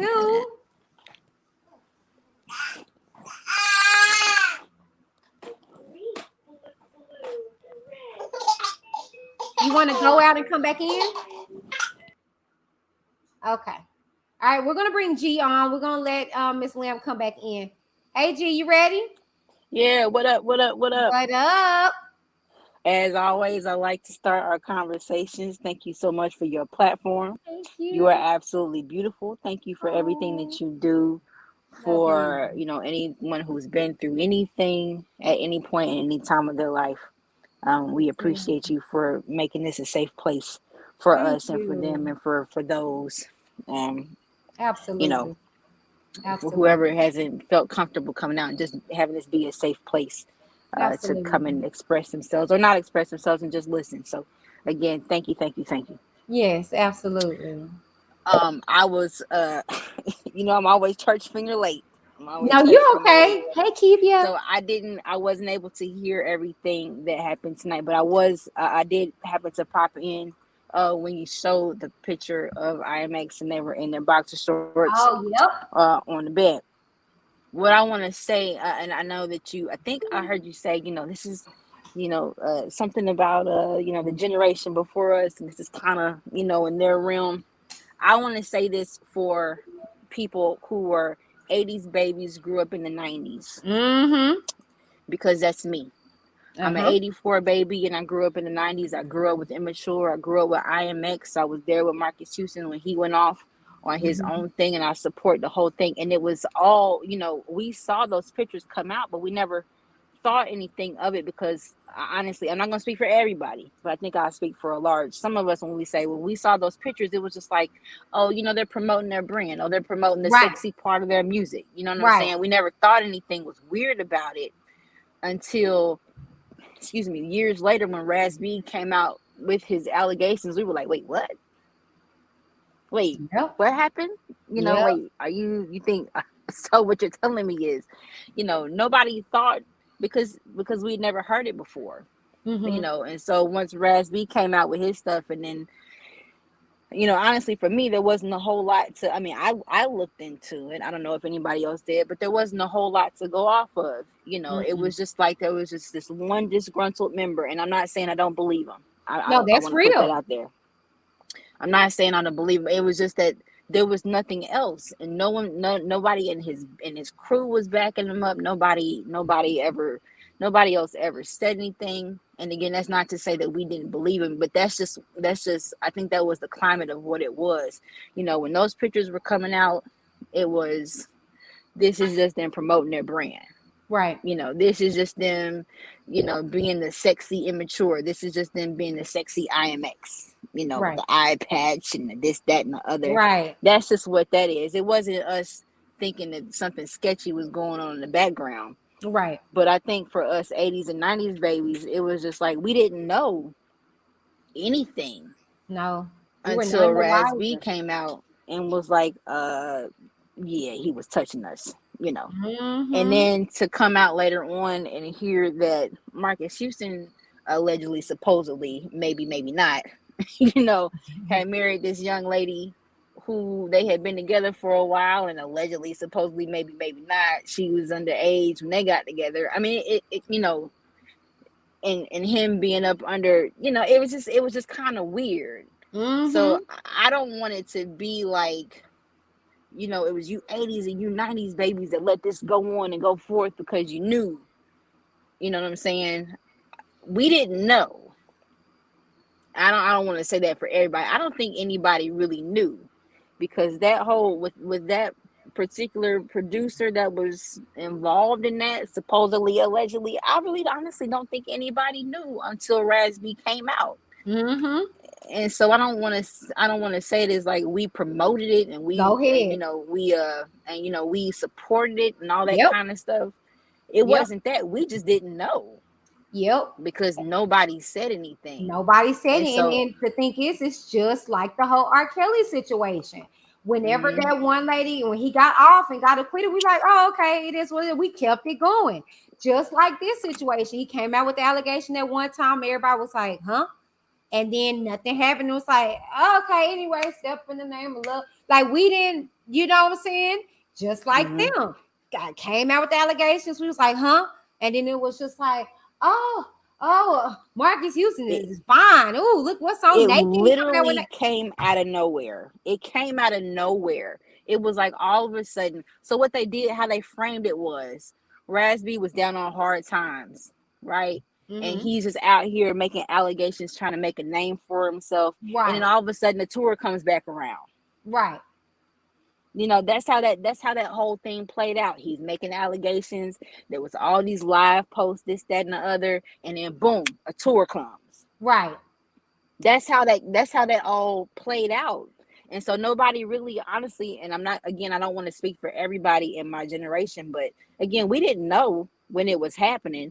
And then when the allegations came around, we was like, is this like what's really happening? Because again, there was no one else. It was just him. Yeah. It was just him. You know, and again, not condoning it, not, you know me again, not condoning it, not none of that. Yeah. But it was just like, this came out of left field from nowhere. Right. You know, and to be honest, there's been nothing of it since then. Nothing has happened. He has There's been not no been held extra victims. accountable.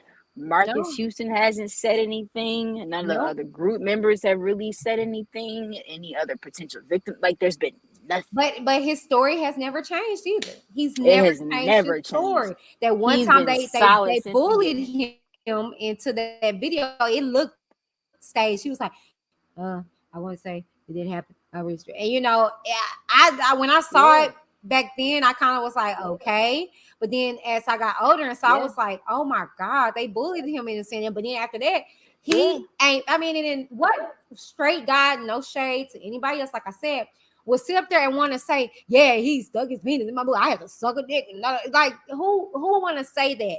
You get what I'm saying? If that's not your preference. You have to say that for any victim. It's for this RAZ stuff and for the trial that we just went over. You have to say that for it. Who is going to want to get up in the public and say, I had to smear feces on myself, or I had to do this, that, and the other, or I had to drink piss, I had to do any of that? Who is really going to want to get up in the public and say any of that stuff happened to them and be honest and true about it? No one is going to want to have that stain on. They're not going to want to have that scarlet letter. They're not going to want to have it unless there's going to be something that comes of it. Right. You see what I'm saying? Yeah. And so when RAZ came out, again, it was weird because it was like, bro, what? Right. Where is this coming from? Right. All of a sudden, 20 years later, you said this and okay, wait, what? You know, and no one has not even his people backed him up. No one in his crew backed him up. And that's the most disturbing part is, especially if this happened to Marcus Houston, being the biggest name out of that group. Yes. You know, you can't say nothing to back your brother up. Yes. Especially if you were exhibiting supposedly and allegedly the same behaviors. Oh, I mean, I don't know. He was groomed first. He was groomed first. You know, that's just the thing. So what my point on all this was to say, okay, don't think it was all of us 80s and 90s babies that was out here being like, this shouldn't happen. No, it wasn't that. We honestly didn't know. We didn't know. Yeah, I didn't think nothing was wrong. I didn't know. I thought they were cute, you know, and they were cute. I thought they were cute. Hey, at one day and point in my life, I was attracted to the little men's and yams, you know what I'm saying? But it's okay. As I grew older, you know, I thought they was cute. You know what I'm saying? I used to braid my little hair up or whatever. Right. But it was cute. Back in the day, it played onto the sex appeal. I will never lie. Like, seriously, come on. I would never lie again. Yeah. Y'all knew that was a joint. And when they came out there and come on, they had everything. It played all into it. Yeah. You know, everything that they had on, everything that they did, it played into the image that they were trying to portray. And if there was something going on in the background of that, we would have never known, because that's what their image was. That's what their lyrics were. Yeah. You know, we didn't know We until didn't. RAZ came out and said, "This nigga touched me," Right. and we was like, "Wait." Yeah. Thank you, Rewind. G, so You know, much. so Yeah, thank you I for just want to that. put that out there from the perspective of an '80s and '90s baby. Don't blame it on us because we Yeah. didn't know. But we know now. Thank you so much, G. Thank you. All right, Thank you honey. for that. Love you. Love All you right, too. bye. Bye bye. All right. Up next, we have Miss Lamb. You ready? Denisha. Oh, okay. Come on in. Hey, honey. Hey, Hey, welcome. Hey. thank you, Whitney. Thank you You're for everything welcome. that you do. All of these, Oh. all of your shows, and some of the stuff people haven't experienced, but to be able to listen to the victims that have and have a safe space for them, I think that's really healthy. That's good. Thank you. That's Thank good. you. So with the Raspy situation, I think the most important thing, well, one of the most important things to take from it is that we have to listen when people say something instead of just everyone being so quick to write it off and say it's not true, or, we don't know if it's true. So if we don't and someone looks into the allegations, then if it is happening, they can be stopped. Mm-hmm.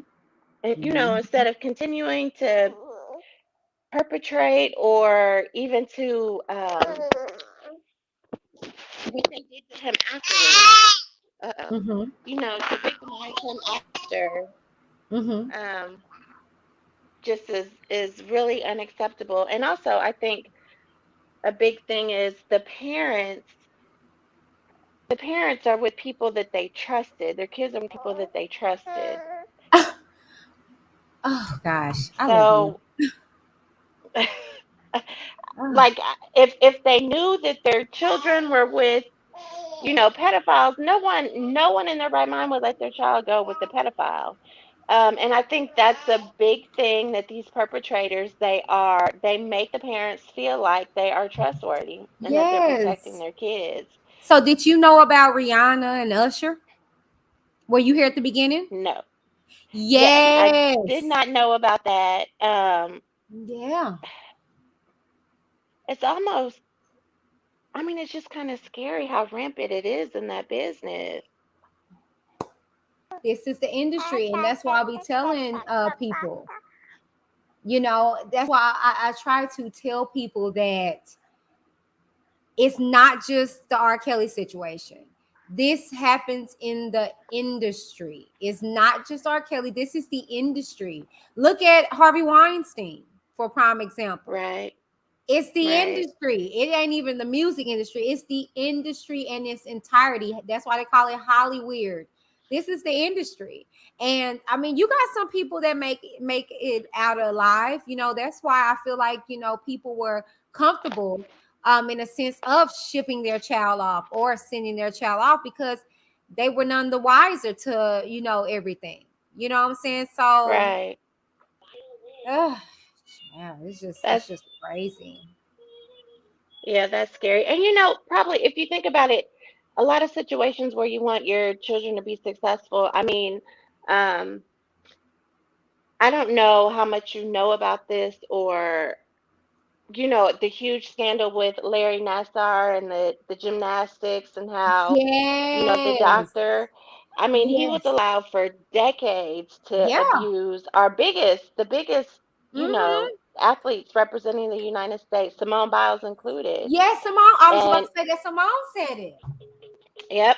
And it's kind of the same, I mean, similar to where, it's an environment where you want your child to be successful. So they're around adults that they trust. And the parents really have no control at the time. Their children are at camps with him and traveling and going overseas. And it's kind of the same thing, and the kids don't say anything because they want to be successful.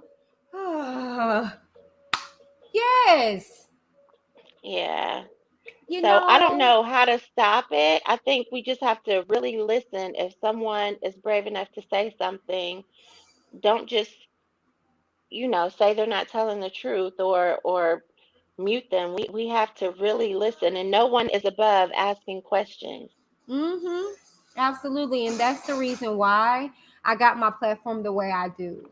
And then furthermore, this is the reason why I wanted to start this particular segment. And I don't get the big numbers because it's never a numbers thing for me being on this channel. It's about the information. You know what I'm saying? At least I did Right. my due diligence to put it out there. So my thing is that this is how we start. We start with the conversation. From there, we open up the dialect for people to talk, possibly tell their stories. And we just take accountability. You know what I'm saying? You said something there. You were like, the parents were just, trusting people. And it's just like, well, then it's kind of like, well, dang, what can I do as a parent? Because prime example, and I just put this in. Let me see if I can pull it up real quick while you're on the screen. Let me share this with you guys with this. I sent it to myself because I was like, wow, y'all listen to this. Let me get it pulled up. Listen to this. Let me get it pulled up. Florida drama teacher accused of sexually abusing boy who's 14 years old after she expressed her feelings in a text. Listen to this. Brittany Lopez Murray, 31, was arrested this past Monday, on multiple charges, including lewd and lascivious battery, molestation, and engaging in a sexual act with a child. Okay. A middle school theater teacher is accused of sexually assaulting a 14-year-old former student. Okay. And what happened with that situation? Okay. The sister was noticing him texting weirdly on his phone, girl, and was like, why are you acting weird with your phone? Grabbed the phone and saw pictures and text messages and then turned it over to the dad. That dad was none the wiser. And why should he be? He's at school. You know what I'm saying? But if Right. you notice, it's around the same age. That 14, boy. That 14 age. That 14. It's just weird. It's just And as weird. a parent, you want to give your child a little bit of freedom, just room so they can blossom and grow and feel like they're navigating. They have to learn how to make their own decisions. You can't just hover over your child forever. But at the same time, there is a line, that we have to kind of learn how to draw that line of how to let them kind of feel like they are learning how to make good decisions, but at the same time we still have to know what's going on and maybe even, I don't know, this conversation is really good so we can know what to look for or what Right. questions to ask, our Right. kids. Right. Thank you so very much Yeah. for sharing your opinion. Thank you so much. This is why I do what I Yes. do. Okay. Hey, Okay, thank you. I mama. gotta go. I got this baby over here. You Say hi. okay? It's past her bedtime. She You want she okay? wanted to talk to you. Oh, hi, honey. Tell her I All said, hey, right, thank that's you, my Whitney. little witness, my baby witness. Thank you Thank so very you. much. Bye-bye. Bye. Whoo, child, y'all. Oh my gosh. This is why we do what we do in regards to what we do. Okay. Um, man, so yeah, I just shared with you guys the story that I actually was going to share on tomorrow about everything. But hold on. I always let one slip by. Let me go on and just address you. I gotta address one. Always in the video, one. Well, they are right. Every single video has R. Kelly's or Azriel's that you spelled wrong. Uh, face on it. The lady wants to be Azriel Clary, and she's mad. She can't be her and be with R. Kelly. This lady is sick. Aw.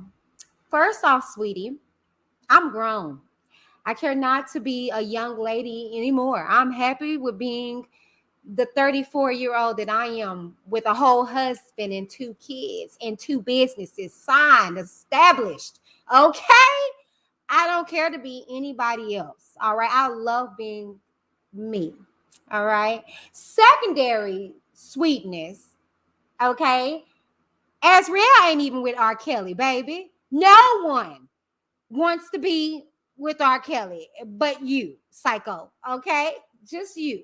No one wants to be with him. Oh, probably Joycelyn. That's the only one standing, okay, by her man's side. All right.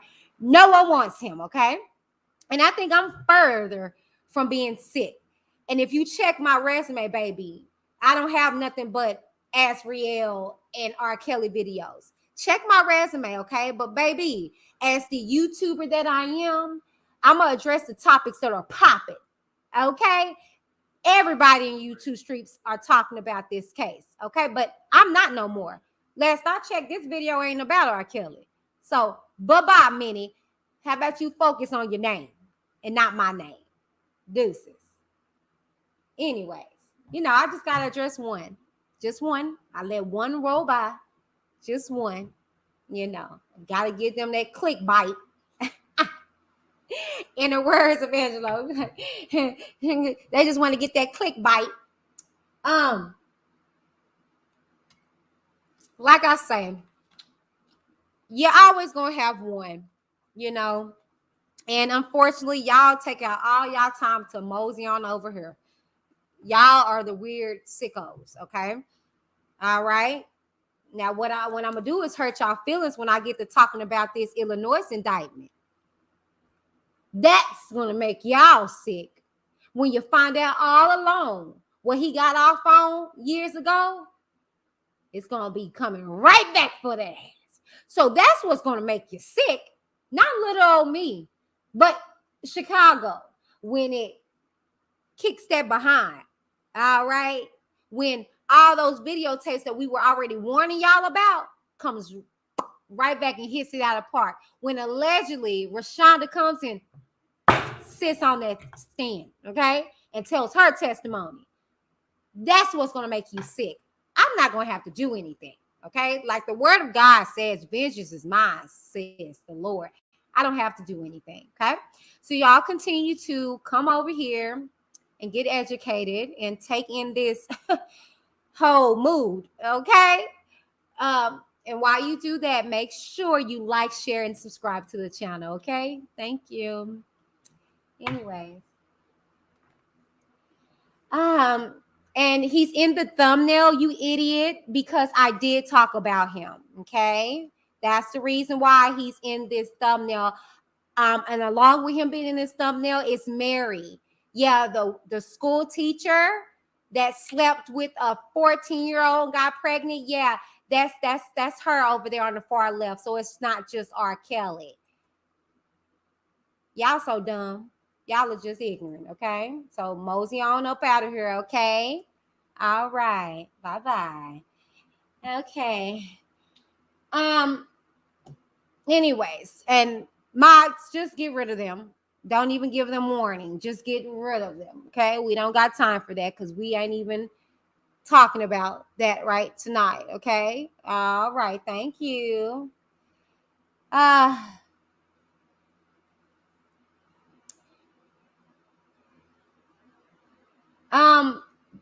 Justice says, I don't think she's going to be honest. She still has dealings with him till this day. Her husband is his bodyguard. Interesting. You don't think so, Justice? I don't know. I mean, I don't think she would want to perjure herself on the stand because I think she got subpoenaed, if you ask me, allegedly. So I don't know if she would want to perjure herself. You know what I'm saying? I would think she would tell the truth. But at this point, she really don't have to because, again, they have multiple videos. Not just that one from 1919, but they like have 2-3 other ones with her in it and are current. So, I mean, good luck with that. You know what I'm saying? Justice, like for real. But that's a good one. That's a good one. That's a good opinion. But I don't know, girl. I don't even know, baby. Don't get me lying, but y'all got to know this. It's a few other Jane Does that we are not privy to, that we don't even know, child. So, Mirror, because it was a question asked, Dingy, That's the reason why. But this video wasn't about him. It was about RAZ. Get off of my channel. Y'all ignorant. Y'all need help. Okay? Y'all need help. You're an idiot. You're an idiot. Okay? For real. Gone on somewhere. Did you not just see this question right here, baby? I got to ask a question. Am I just going to disregard what the people are saying in the chat? Girl, bye. Gone on out of here. Now y'all acting dumb. God bless y'all. Just ignorant. Y'all mad because y'all ugly on the inside and I'm beautiful on the inside and out. Like, stop wasting your time coming over here for real, because y'all not doing nothing to me but making yourself look ignorant, okay? So go on. Goodness. You right, baby. You right. Monica G says, it's not unusual for a parent to trust their children with their work team for to achieve their success. We know grown women and men can't trust their team. Money and power is a big sin. I don't necessarily think money or power is the big sin. I feel like what you do with the power can be a sin, because the word says that it's okay to be angry, but sin not. So it's okay for you to have that power. It's what you do with that power. And then money is not a sin. It's the love of money is the root of all evil. You know what I'm saying? It's not money, though. It's just like a gun. A gun is not dangerous. It's who's behind it. You know what I'm saying? So at the end of the day,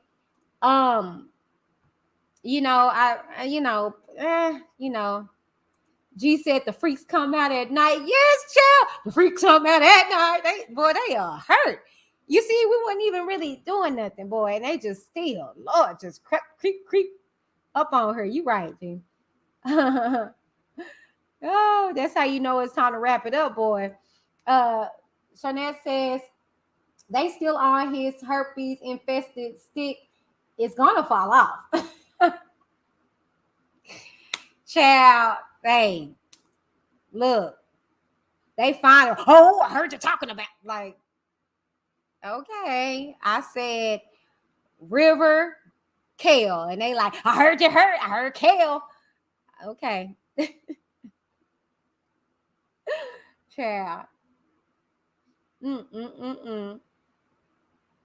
Justice says, oh yeah, they got, y'all gonna make me pull up this indictment. I was trying to wait and read it tomorrow, which I am, because it's getting over my little time, and I'll be telling my husband I'm stopping at 2 hours. But the indictment is out.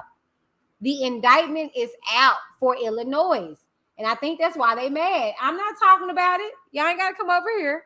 I'm not talking about it today. But yeah, y'all, the indictment is out. So, you know, be hurt about that. Be upset about that. You know what I'm saying? Not about me talking about B2K and RAZ. Oh, child. Monica says, you're right. It can be taken that way as well. Yeah.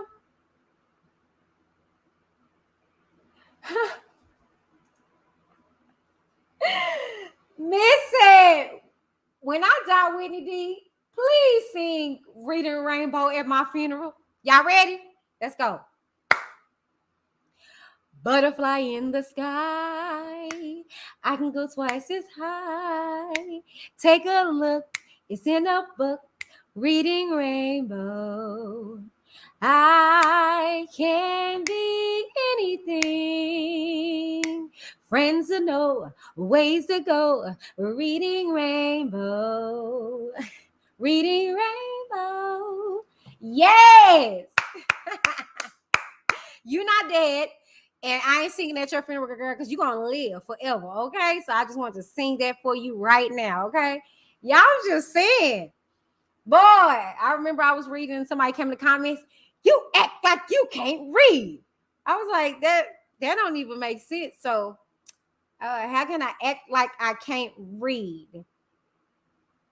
I was like, okay. I was like, okay, but this ain't reading Rainbow, baby. I'm a normal person. I'm reading the transcripts. Okay, it is what it is. If you don't like it, go buy them yourself and read it. I mean, goodness gracious, great balls of fire. But anyways, G says, I hate that both sides use the Bible for their narrative. Both can't be right. That's why I don't even and I'm a woman of God, period. Okay, what my shirt say? Yes, I represent God is dope. Do you hear me? What that sound about? What that sound about? What that sound about? Yes, sir. Okay. Okay, because he is the GOAT of my life. All right, he is. But I mean, like, child, I don't sit up here and pick and choose what I want to say out of it. I just, whenever something comes, I apply it to what I'm talking about. But these people be like, oh God, and it'd be like, but they're sinning, yo. Like, why do you think God is a joke? Do you really think he's a joke? Do you really think that he's gonna allow stuff to happen and like this and that's glorifying him? No. He said that I let your light so shine that your works will be seen by others and it will glorify your Father which is in heaven. The talents and the things that he gives us is supposed to, that praise and that admiration or whatever that we get from people, we're supposed to then send it up to the Father. Like, prime example, when people be telling me, oh, Whitney, you so beautiful, oh, glory to God. Because I'm giving him the glory, you know what I'm saying? Because he made me this way, you know what I'm saying? Or whatever the case may be. So my thing is that I don't ever pick and choose just, you know what I'm saying? Like, no, there go my boo. Let me get her on before we exit out. Hey, she got her face on today. Hey. How you doing? I'm good. So, okay, for one thing, and they've shown it on like I think Criminal Minds was one show, but they pick, like you said, the first child, train them, and then that's how they get to other children because, of course, they're going to feel safe having another child because we as kids were taught to be mindful of adults, but not the children. Oh, come on, beautiful. Oh, that's good. That's the way to wrap us up tonight. That's good because even if you think about it, case in point, I think it was, gosh, who was it? I think it was Quentin. I think it was him that said it, but no, it was RAZ when he was saying that well, I don't know who it was, but they said that Marcus did it first, like he got groomed first. And my thing is that like you said, he was in the first group. So it's kind of like, okay, well, this is normal. This is what they do. Yeah. And then it's just like, okay, just kind of like a case in point. Yes, I'm about to bring up R. Kelly. How and she can do it because it's her channel. Fuck off. He would get other kids, like Javante said. She would go and recruit her friends. Yeah. You know what I'm saying? So it's kind of like, yeah. That was good, beautifully. Dang, you hit that on. That was man say. Yeah. And I forgot what else I had to say. I'm sorry. I wanted to make sure that I said that part because the thing is, Trapped. Did you watch the movie Trapped? No. Was it Trapped? Or no, I'm sorry. It's the movie Taken. Taken, I did. Taken. Which one though, girl? Now, it's like 3, 4. The first one. The first one. Yes. Because the dad was a spy, right? Spy, hitman, all that stuff. You know, he had it all. But he taught his daughter the rules of the game, right? Mm-hmm. But why was she taken? Because of the dumb friend. Remember? She the one who brought them strangers, told the strangers what hotel they were staying at. Yes, you're right, girl. And I think he found her dead off the drugs. Yeah. So when I had my child, I was just like, okay, you gotta be wary of adults and children and your peers. You know what I'm saying? Mm-hmm. Don't let no one drag you into something stupid. Right. Because you know what's what. Mm-hmm. I taught you this, that, and the other. That's what I talk to my kids about. Like, seriously, my Right. 6-year-old, and it's unfortunate, but I have to tell them, I'm like, Demi, these are inappropriate touching. Yeah, you know, and I even tell her with me, you know, she get to that age to where me popping on her little butt or pinching a little tushy, she be like, Mama. And I be like, you know what? You're right. You know what I'm saying? I apologize. I won't do that no more if that makes you feel uncomfortable. Like, that's how I talk to her, because I got to get her. Yeah. How do you call in? Hold on. Y'all gonna get me killed. My husband gonna be like, I told you. There you go. See what had happened was. Yeah, he over there. He gonna be doing this pretty soon. But there hey, you go, Whitney Miss. Husby. Baby, you hear it? Beautifully animated. He on that game, girl. Headphones, that 5, baby, over there like this. He ain't hearing nothing. But you are so right. But yeah, beautifully said, hey, husband. He said, what's good? What's up? So yeah. So I have to tell her that. And then even my son, 3, he knows the same thing. I tapped him before on his little tushy or whatever, because that's my baby. He's like, I don't like that you do that. Can you stop?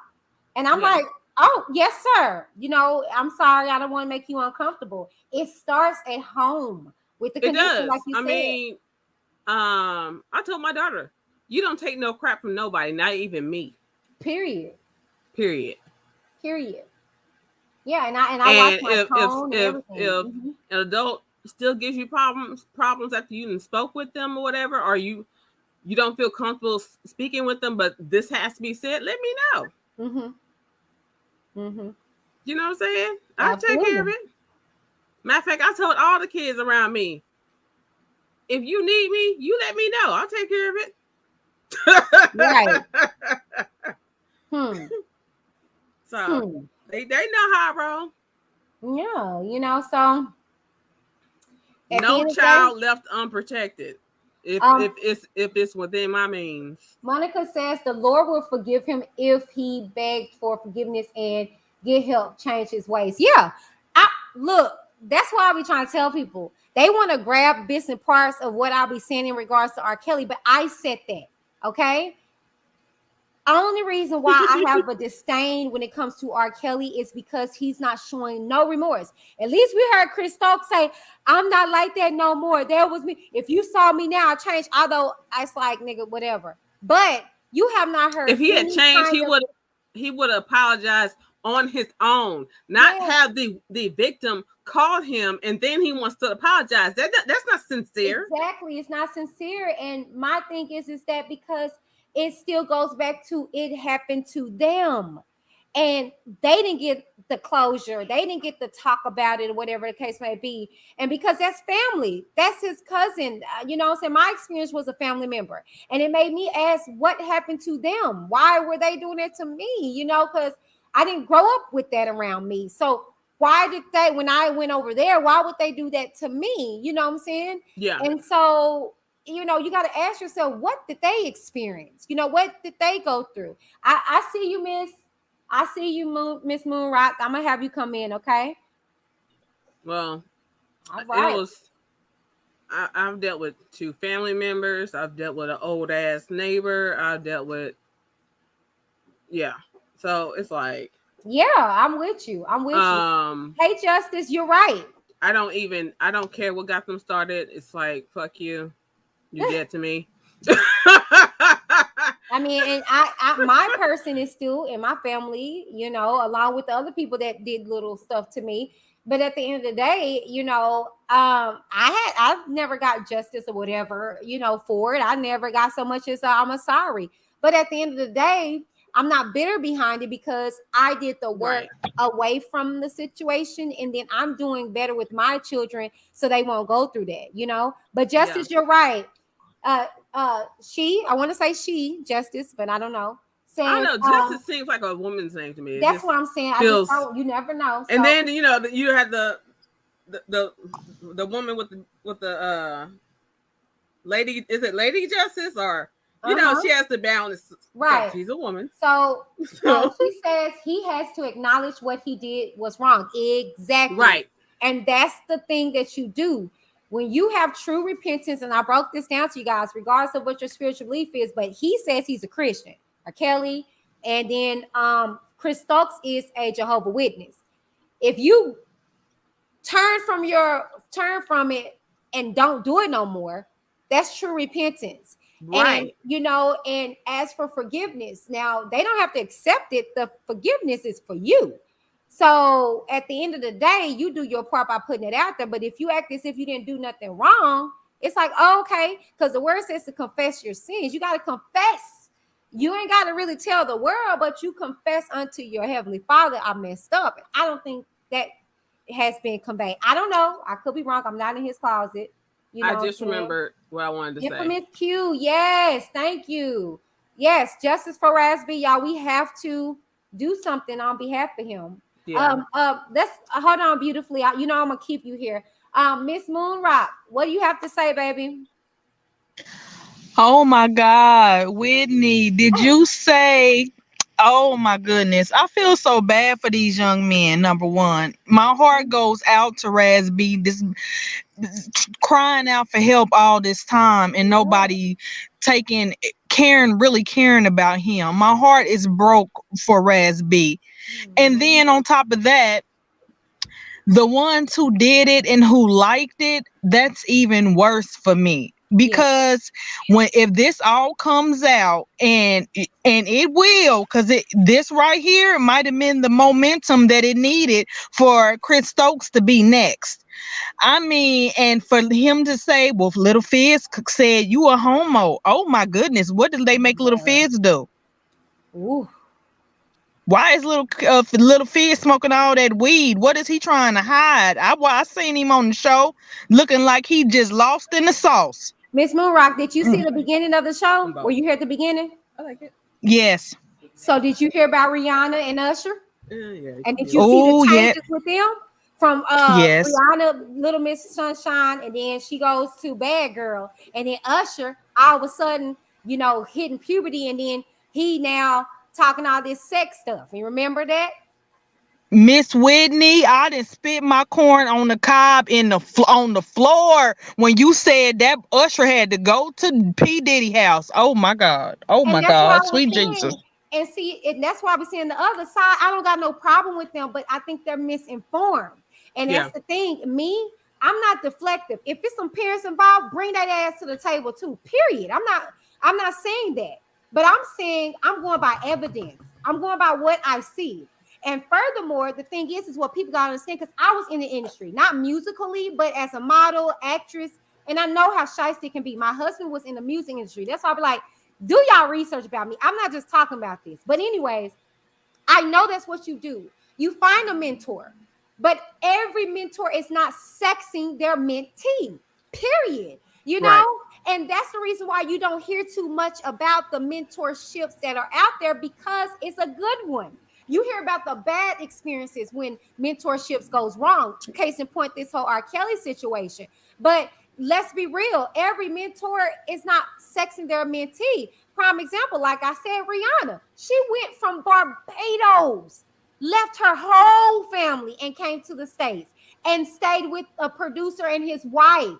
Are you kidding me? And then you hear about Usher, who mom was in the city and still signed over consent to L.A. Reid. L.A. Reid ships her child off to P. Diddy, who then sends his child now at this point, to a freaking camp, who comes back sexualized, just talking about sex and all this stuff. But you weren't doing that at first.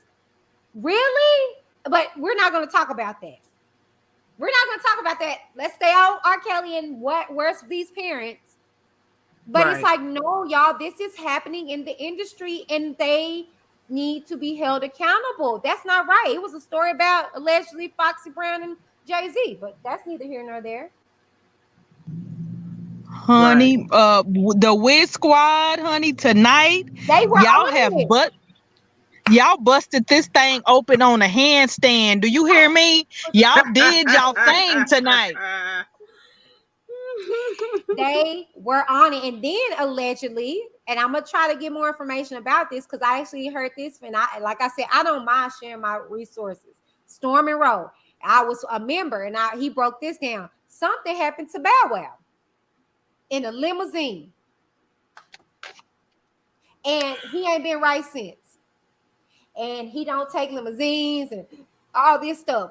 And where was his mama? Y'all see where she at? See how she act in the mix? She just kind of babies him still, looking at her on these. I'm like, woman, like. That's why he don't know how to handle nothing because he's being babied. And so, she got the guilty conscience.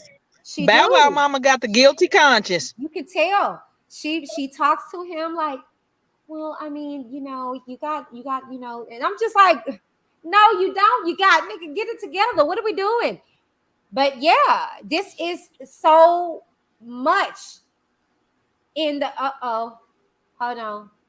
C Breezy says Jaguar Wright tried to tell everybody about the industry, but everybody called her crazy.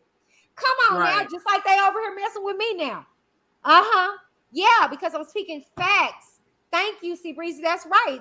Jaguar, yeah, she the crazy woman. She tried to tell everybody about Clive Davis too. Oh, we ain't gonna talk. That's the devil right there. I ain't finna. I'm not touching on that. Okay, I tread very lightly over here. Okay, but yes, yeah, no, please, I don't want no parts. Okay, but yes, miss, yes, honey. I can't with this industry and people that are sitting up here and glorifying it and making it. No, and then the thing is that these people are so narcissistic. They're recording it. They're keeping tracks of it. They're keeping evidence of it, and it's just kind of like, I don't know. And like we heard tonight, the conversation he had with Chris Stokes talking about, I don't do that no more. I don't know. That's not me. Not you no more. What were we talking about? You just sounded like Chris Stokes said he went to Chris Stokes said, I ain't did it no more. I went to Creflo Dollar Church. I ain't doing that. I said, oh, he said he guilty. That's what I'm saying, miss. Like, what you mean? What don't you do no more? But then you say in this article, it's all ridiculous. I'm not gay. Why you gotta put that out there? Because he is. I didn't know. Oh, okay. A boy is still a male. You a molester. A boy is still a male. So you're a pedo and you're a gay one at it. Honey, when you showed them pictures of them stacked up like cheerleaders, I almost ran and beat my boyfriend up for no reason. Girl, when you said when you pulled up the pictures in the drawers, I said I'm finished because I'm dead. Sing at my funeral, reading Rainbow, because I cannot fly no higher. Yeah, okay. What? I'm shouts out again to my Wiz Squad research team. They were sending me stuff. I'm like, oh, let me upload it. Child, please. And this went out here. And that's why I said, just like with the whole R. Kelly situation, we were none the wiser. Right. Parents didn't say nothing. They didn't say nothing. And when he did, he got silenced. Just like the other victims in regards to R. Kelly got silenced.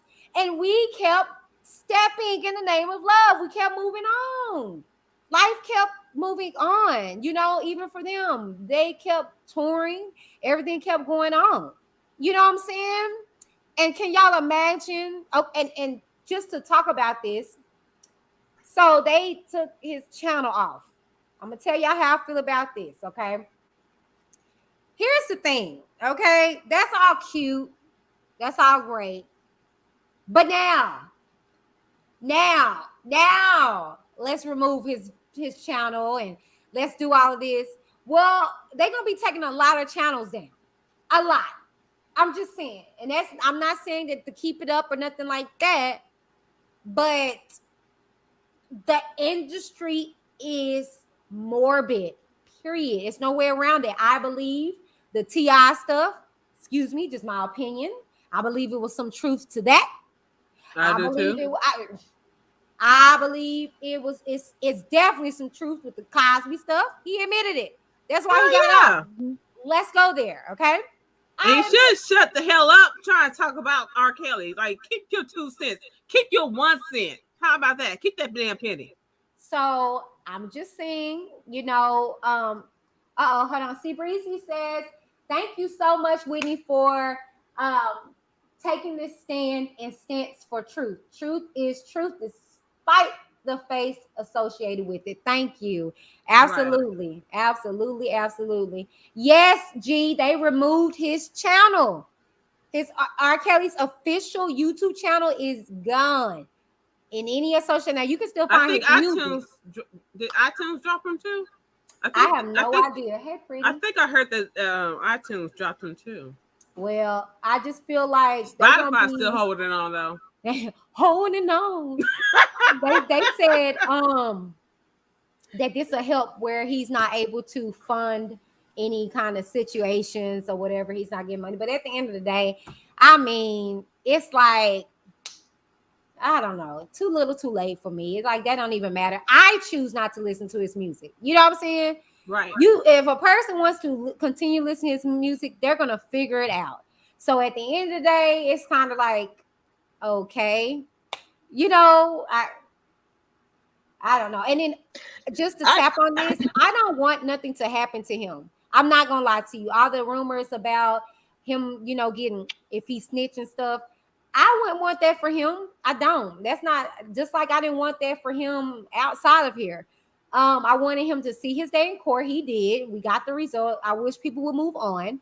But at the end of the day, all these speculations about him snitching and stuff like this, don't nobody know that to be true. And I really feel like that was put out in the ether because they're going to Epstein him. You heard it here first. But it doesn't matter if he was to snitch on somebody or not. We already know the rules of jail and prison. They do not like child molesters. They do not like people who abuse the elderly. Yeah, that's true. You know what I'm saying? My thing, that's what Lisa was saying. Either way, babies, children, and elderly are off limits. Yeah. If you want to survive prison. Okay, well, let me jump in right quick. Okay, so now we know. Are we all familiar with the lady named Michelle Blair who end up killing her kids because they molested one of her kids? I remember that. Okay, so this whole your whole YouTube video, we've been saying, where are the parents? Where are the parents? Are we saying that when the parents find these things out, the parents should do what she did and go off and kill the person and go to jail, even though they got other kids? Are we saying this is what we want the parents to do? No. Let me ask you, Missy. Let me tell you what they want. They want the parents in jail too, because they allowed their child. It's like contradictive. Like what they be saying is kind of hypocritical. Just kind of like the parents sold their children, but he bought them. That's their mindset. They're like, well, if we're gonna hold R. Kelly accountable, where were the parents? And it's like, so you're admitting that he did something wrong, but the parents need to be held accountable too. So that's their mind frame. Like, seriously, I've literally sat back and listened to conversations from the other side, and that's how they think. They'll be like, where were the parents? But see, I'm asking the question because I'm being sarcastic, because it doesn't matter where they were. It matters what this fool did to the kids. That's why really what this channel is about. Why I be seeing people sharing this on the other side. They be grabbing this and sharing it on their channel like I'm really finna be messy. No, I'm really being a smart ass because I'm like, at the end of the day, what do the parents have to do with what's going on with this? Like you said, you want me to beat beat the person up that's doing this? What do you want? And I know what they want. They want the parents to, in some way, shape, or form, to be held accountable for letting these pedos do this to these kids. So they're admitting that R. Kelly is what he is, but the parents knew what was going on. And it's like, okay, but that's not proven. You're just saying that. It's no proof that what you're saying to be true, but they don't care. I'm telling you, man, Moonrock, they mind is weird. Like, seriously, you got to go to the other side. Go to the other side and just sit back and watch a video. And you're going to be like, what the hell are they talking about? They be like, DNA wasn't proven. They had a whole DNA specialist that has nothing to do with either side, broke down the DNA. Nothing was proven in court. They didn't prove racketeering. They had all these videos that we weren't privy to that shows everything that was proven, but where are the parents? They didn't know that this was going on. They sold their kids. He bought them. Like, it's no way around it, but let them tell it is. It's not never the predator's fault, just like it's not Chris Stokes' fault. Where was RAZ B's parents? And you heard she was sick. She's still supporting, so she probably elderly. They probably not finna tell their parents this after all these years. Clearly, she's still going into shows to support her nephew. She didn't know. And so now her in her sick state, mama, Chris been, molesting me and my brother. You really think that they finna, you know what I'm saying? No, because especially with her health being bad, they ain't saying nothing to her. She gonna hear it on the grapevine. And like I just told y'all, with this 14-year-old teacher messing with this student, it was it was the sister. It was the sister that found the phone and turned it over to the dad because the dad didn't know what was going on. Child. I'm sorry, Moonrock, were you talking? No, honey. Oh, I just said everything I came up here to say. I ain't never called in nowhere before, but I had to call in. Child, you enjoying the show though? Honey, I will never miss another Wednesday. I hope that Michelle Blair gets on your list because she is one of the hardcore parents that went all the way to the jailhouse and told every single word that she did, even against her own kids. So I just want people to keep in mind that all that rough, tough will leave the remaining kids and really dismantle the fragmented family that you have left. So we got to be mindful, for real. Yes, that was good. That was good. And that's why everybody was saying, well, wherever the parents were, like, why didn't they storm in? Y'all, this is R. Kelly. This ain't right down the street where you can just storm into Trump Towers and take no, you idiots. That's not how that worked. He had police on his team. What do we, child? Anyways, thank you. Plus, you gotta think on the fact that, like, how many Black families are that close to where they gonna thug up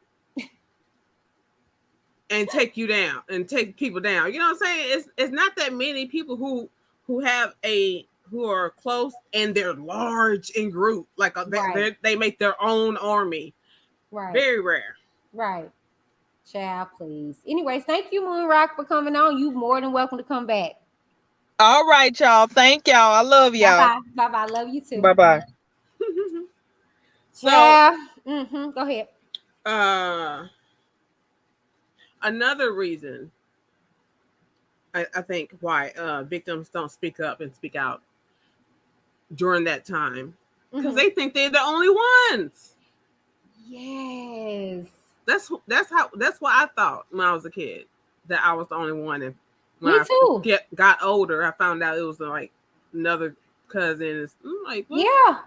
Ain't that funny though? Because that's how my situation was. They was calling me fast. I was high. I was real because I was real disrespectful to my mom. And they didn't know what was going on with me. And I didn't even mean to take it out on my mom. Yeah. I was just frustrated. And I didn't know how to tell them what was going on. And instead of anybody asking what was going on, they put labels on me.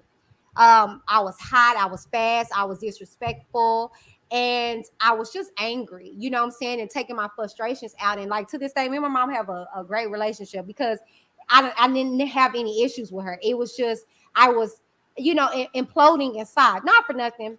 It wasn't until I sat down with my siblings and they were trying to check me behind her. And I say this on the documentary, but they were trying to check me because I was being disrespectful. And I popped off. I was like, F this.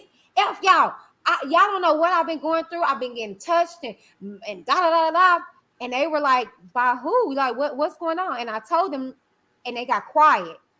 And my sibling was like, me too.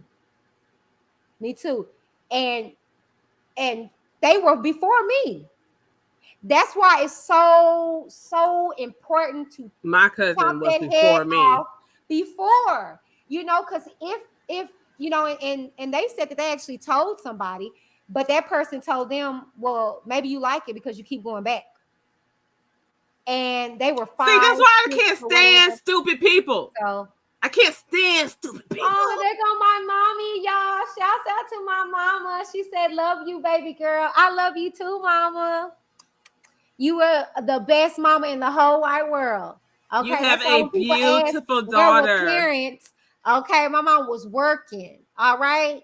I love you, mama. I love you so much. But yeah, you know what I'm saying? And so they were none the wiser. They didn't know. They just knew outer behavior. You know what I'm saying? And so my thing is, it's just that, I thought I was the only one. Come to find out, it was going on around all of us, actually, for the most part, that I'm pretty aware of as far as females were messed with.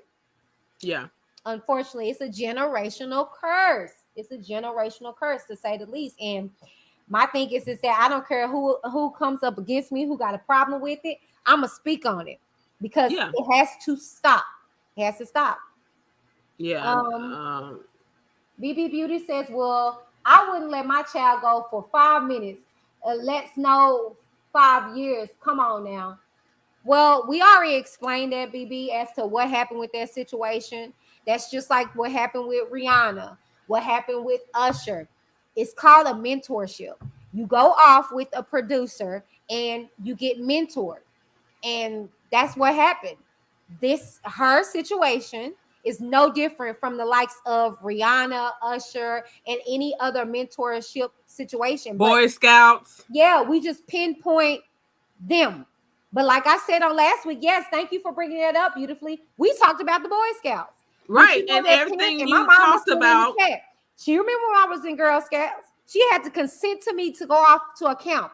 Luckily, nothing happened to me, but with those boys, it did. So are they wrong?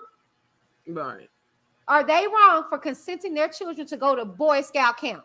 And come to find out, the Boy Scouts is the biggest molestational, rapational case of the world in the world, over the Catholic Church, over all these little miscellaneous situations. They are the world or the U.S. The world. Okay. They just got through having an 8-point something settlement to some of these victims. Some victims are in their 90s talking about it. So, like, come on now. Let's stop being selective with the outrage. That's sickening. These are all boys that got this done to them. Yeah. All of them. So, you know what I'm saying? And right there, right? The older brother did not know that his baby brother was being messed with. He killed. RAZ B. It happened to the older brother, for instance. The older brother was like, no, nigga. No, I'm talking about when you was talking about the Boy Scouts. Yes. Same story. You're right. And then you remember how I talked about, y'all got to catch up.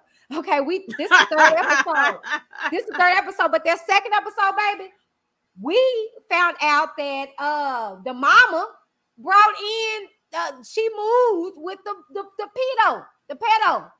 Yeah, And then left. She didn't know. She didn't know and left didn't know. out with him so she could move in, get married and move on with her life. Like, but didn't know. Didn't know, y'all. Didn't know. Monica says, Whitney, that same thing happened to me. My mom married him. Everyone, she's so grown. Do you know my sister just admitted to me that he was doing it to her, and we are in our 50s. My God. I am so sorry, Monica.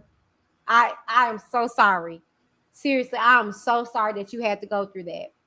And I'm so sorry that your sister had to go through that. It's not your fault. wow. Did you know? Did you catch up the rest of it? My mother's sisters would say, don't listen to Monica. She's too grown. That's what it was with me. That's what it was. I didn't have that problem though. Yeah, I did. Oh, yeah. They were like, oh, Whitney, she fast. She hot. That's why I hate when people say that. Because, yeah, I was after that. But before that, I was a kid. I had two parents in my household. They were married. I wasn't a bastard. I wasn't a latchy kid. I had a middle class living. I was spoiled. Do you hear me? I didn't want for anything. That's why when they asked my parents were working and were home. My mom was home enough to make dinner. Do you feel me? And put me in bed at night. My father was a truck driver. Okay, I had my parents. We were Gucci. And it still happened to me in my family. So the thing is that I understand that, baby. I get that because after it happened to me, and it was happening to me from the age of 7 or 8 all the way up to 14. This person, like I said, made advances, was trying to like get with me. And then when I said something, it was like, Whitney fast. She hot. She grown. Like, yeah, and I wasn't even sexually active. Okay, I wasn't. You know what I'm saying? But, I did know stuff. I did, but I was scared of sex because what I was exposed to. You know what I'm saying? So the thing is that I'm sorry to hear that, Monica. Like, seriously, because I went through that. I was fast for years. And then I became fast. I sure did. I was like, okay, not trying to be funny, but I was like, okay, I'm going to give y'all what y'all saying I am. And I wasn't, but okay, I'm fast, I'm hot. Okay, I'm going to show y'all that. Because I'm a kid at the end of the day. You know what I'm saying? Sure. Yeah, that's why they tell you not to like speak over stuff over your kids because it manifests. And it did, baby. It did. I was like, oh, okay, I'm gonna give y'all exactly what y'all say I am, how y'all say what I'm supposed to be. So yep. Let me see what else y'all are saying in the comment. Monica says he's a good man, loved by the whole family. He was the money man. Look out for all my mom's family. Golly. Miss says, sorry that happened to y'all. It's all right. I'm good now. Okay. I just want. I'm good too, because the one who messed with me when I was young. I don't know how old it was, like 6, 7, something like that, when it was started, whatever. But he died. He suffered and died of stage 4 cancer. Oh, yeah.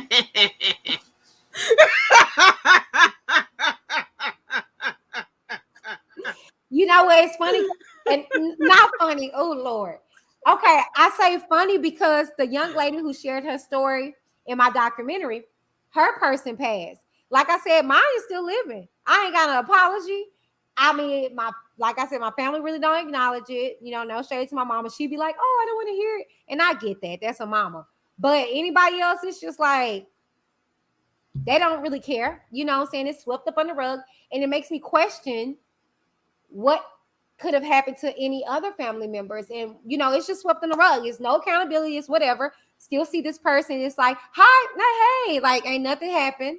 And then, it was other people that did it. They're still living, of course, but no, and I remember somebody coming in my comments saying, well, you just mad because, you taking your frustration out on R. Kelly. And it's like, I'm really not. I do see this as justice for a lot of people in a sense that those victims' voices were heard. Yeah. And I wish I had the strength to, because even in my documentary, the other two young ladies that shared their story, well, actually, everybody that shared their story except for myself, and then Rutanya, she doesn't know where hers is. But the guy, he got justice. His person is serving time, like to this day. And then, and come to find out, he did this to a lot of the other family members. So he went to jail for all the other family members too that he messed with. And then the other young lady who shared their story, Shay, he died too. Her person died. And she was like, I guess serve him right. I was like, oh my God. So, that's why I said that, because, that's funny that you said I mean, but if you cross me, I can be cold blooded. Now, I have no issues with that. Right.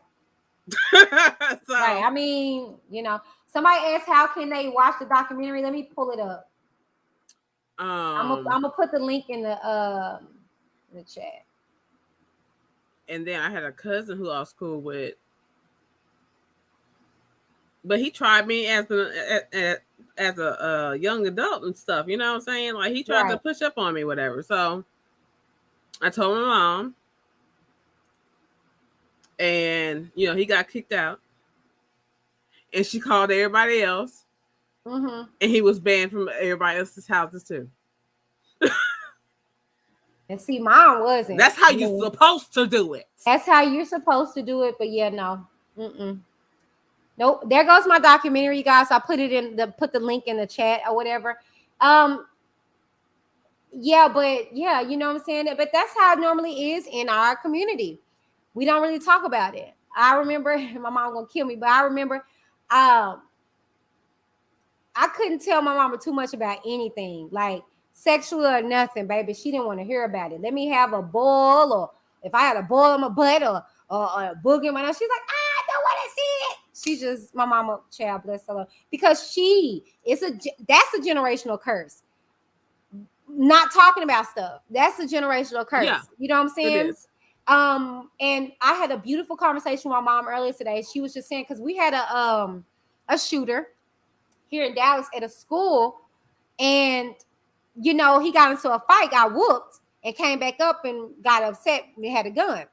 And I was telling her, I said, and see, where was his dad, to talk to him about that whole emotion? You win some, you lose some, dude. Like, just, go at it again. Because, see, I remember growing up, you got somebody got the best of you, you get back out there. You know what I'm saying? You try again.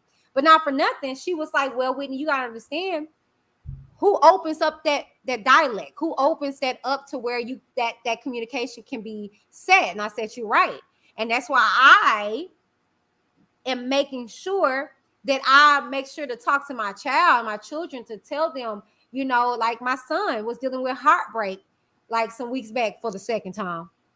And I was telling him, like, you're going to experience that. You got a girlfriend, girl? He no. 15 and was talking, two different situations, talking to, and come to find out they weren't no good girls. I tried to tell him, mama be knowing. But anywho, and he was heartbroken, and luckily his dad, my husband, is there to talk to him about that emotion, and he not grow up and be bitter towards women and be angry, So that's the same with this whole shooting and stuff like that. You got embarrassed and mad because you lost a fight. Right. And nobody was there. And then where'd you get a gun? But you lost the fight and now you angry. See, we would catch that pain. We'll catch them hands. We didn't do all of that. What we was afraid of was getting jumped. We don't whoop somebody, they go get their cousin, their sister, and they come and try to jump us. We didn't worry about somebody coming and shoot us. Like, it's just cowardly these days that we're in. But because don't nobody know how to fight no more. No, they don't. They too busy. They either jumping you or they shooting you. Yeah, they Twitter thugs. They get on internet and they can be gangsters on the internet, and then when they get in person, can't pop a grape in a freaking fruit fight. You know what I'm saying? So I'm about that life. Yeah, they about that life on her. But then when you right there, be like, oh, I'm a big fan.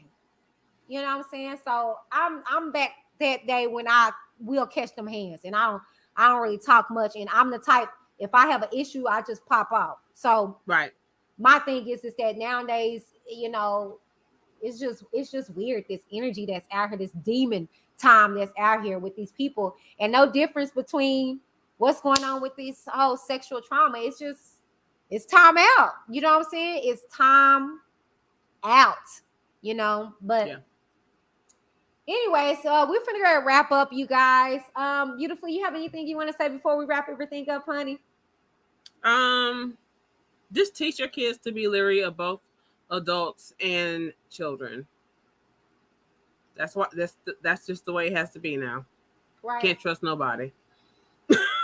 Right. That's real. That's real. Everybody has to be vetted. Right. So I thank you for joining me. I'll see you tomorrow. I'm coming back with the reading tomorrow. Then we're gonna be releasing the first episode of Straight Talk. So I will see you tomorrow, honey bunches. Alrighty, see you. Bye. BB says, would you want an apology? Honestly, yes.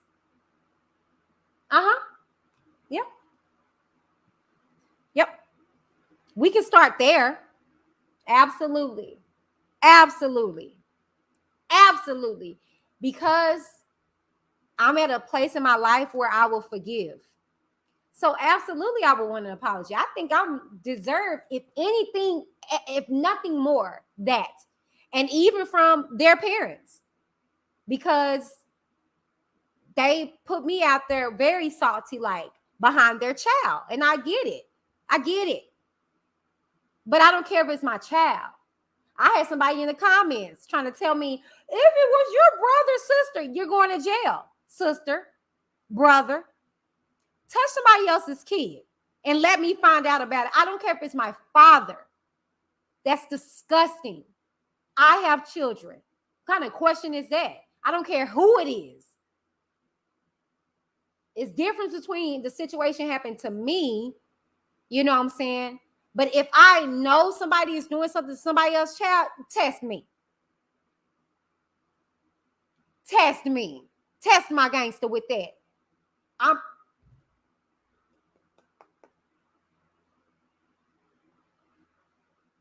That's disgusting. So, you know what? Yes, I would. I would.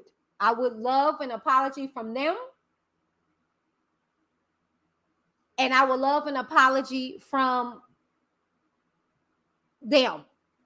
Because all my life I grew up being called names that I shouldn't have been called. Because as a child, you're not fast. But if you're speaking things over me, of course it's going to manifest. But what it was called to do didn't work. See, what they were trying to do is speak against my destiny. Come on, somebody. But I'm still here. Yeah, see, the molestation, that didn't work. The name calling, that didn't work. Me getting pregnant at a young age and losing my child and losing my mind didn't work. And then all the stuff that kind of transcends after that didn't work. Because no weapon formed against me shall prosper, baby. I'm not going anywhere. I got destiny. I got purpose. And so if I had to go through what I had to go through for you, and you, to God be the glory. To God be the glory. Okay, I'm Brenda's child.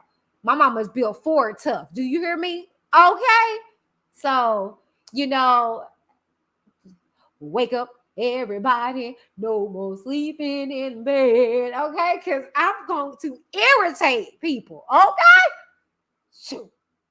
Anyways, I'm gonna wrap this up. I'm sorry, y'all. Oh, mama. Mama says, and I totally hear you. Oh, mama, you okay? I'm gonna have to call you because I don't want you, you know. I forgot you was on her, mama. I forgot you was on her. But yeah, y'all check out godisdope.com. This is where I got this jersey from. I love it. Okay. And like I said on the back, it reads, GOAT.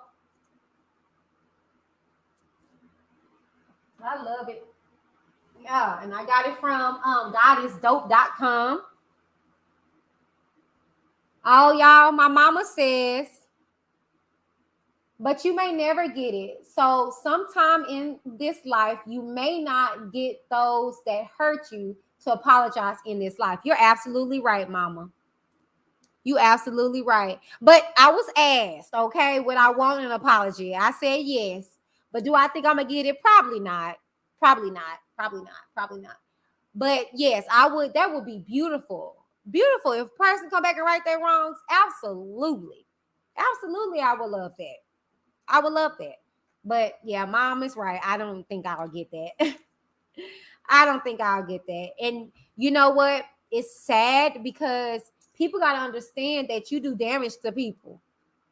You know what I'm saying? And it's no way to go back and rectify it, but you can start by admission. You get what I'm saying? You can start by admission, you know. Hey, Paradigm. Hey. Hey. Anywho, but yeah, y'all, this is going over. We're in 3 hours now, okay? And I know a lot of people want to watch the playback. My mom said, because what happened to him? Exactly. Exactly, mama. And that's the reason why, like I said earlier, you never know what happened to them. That's the reason why everybody want to get mad at me and be like, oh, you hate R. Kelly. No, I could have been him.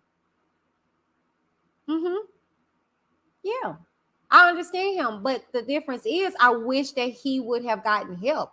I wish that he would have got psychiatric help. I wish he was able to tell his mom, because he said in his book he didn't tell nobody. No one really does.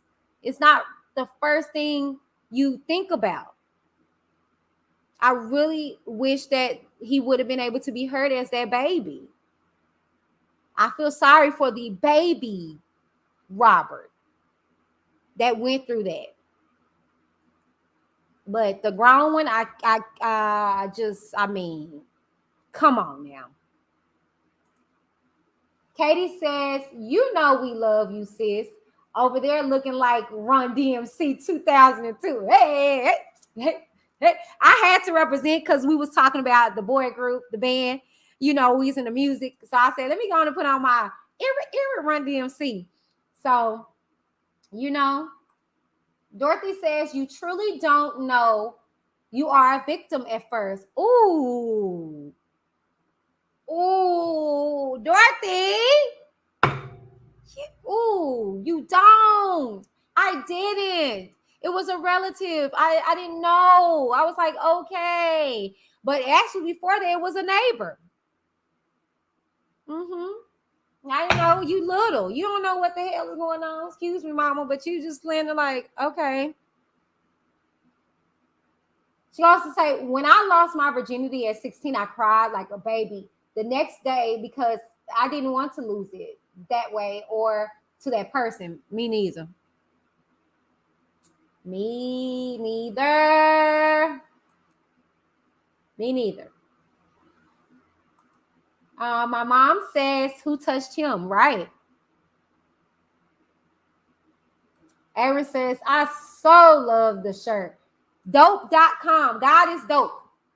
Godisdope.com, y'all. That's where I got it from. God is dope. Uh-oh, beautifully back. Uh-oh, Lord. My husband gonna kill me. Yes, ma'am. I forgot to say that you know, it's crazy. It wasn't an adult that stopped it. Because, you know, like I said, the first one was a family member. It was one of my cousins. So we were around the same age. And his trick was to lure you into his room. With I think what was the game then? Nintendo or something? His was Legos. He was a good builder. Right. So it was a day I was playing with my cousins and he tried that mess then. I was just like, I'm just over it. You know what I'm saying? Mm-hmm. And so I told him I wasn't going. And he kept pushing and pushing, and one of my male cousins stepped in front of me, stepped in between us and said, "She's not going. Leave her alone." Right. And it was like, yeah, in my adulthood and stuff like that, I don't even remember my cousin remembered that situation and what he did and stuff like that, but I still thanked him for having my back and stuff like that. That it means a lot and shows a lot when a child can come in and protect another child. That is a beautiful thing. Mm-hmm. Yeah, that's a beautiful thing, and I guess it's the child in me. Okay, that is kind of like being protective of everybody else, because it's kind of like, no shade, no tea, but I wasn't protected. Not in that aspect, because I didn't tell nobody right off or whatever the case may be. But I'm just saying in the sense of when it was out, people kind of went along with everything, kind of like, what I'm saying? Like, it wasn't a big deal. It wasn't a sitting down of anything. It was just, so,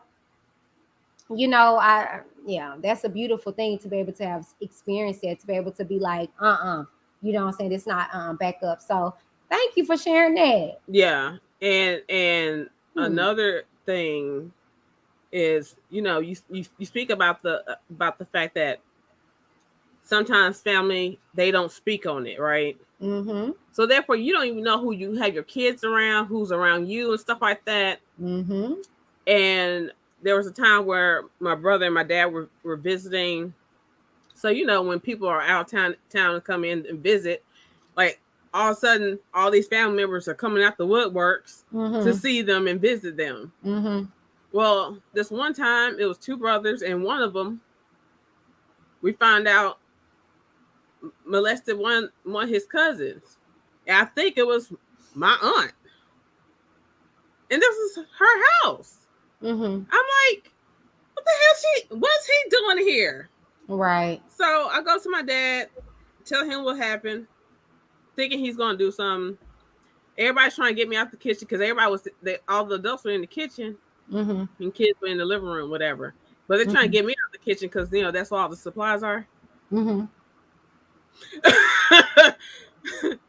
And I was disappointed in my dad in this particular situation because he told me later on why he did not tell the dude to leave. Mm-hmm. It was because it wasn't his house. Me, I don't give a damn. I don't care whose house we at. You can't be around me and our kids and stuff like that. Right. If I had known that mess, I would have got rid of him myself. Mm-hmm. Mm-hmm. Get your ass out.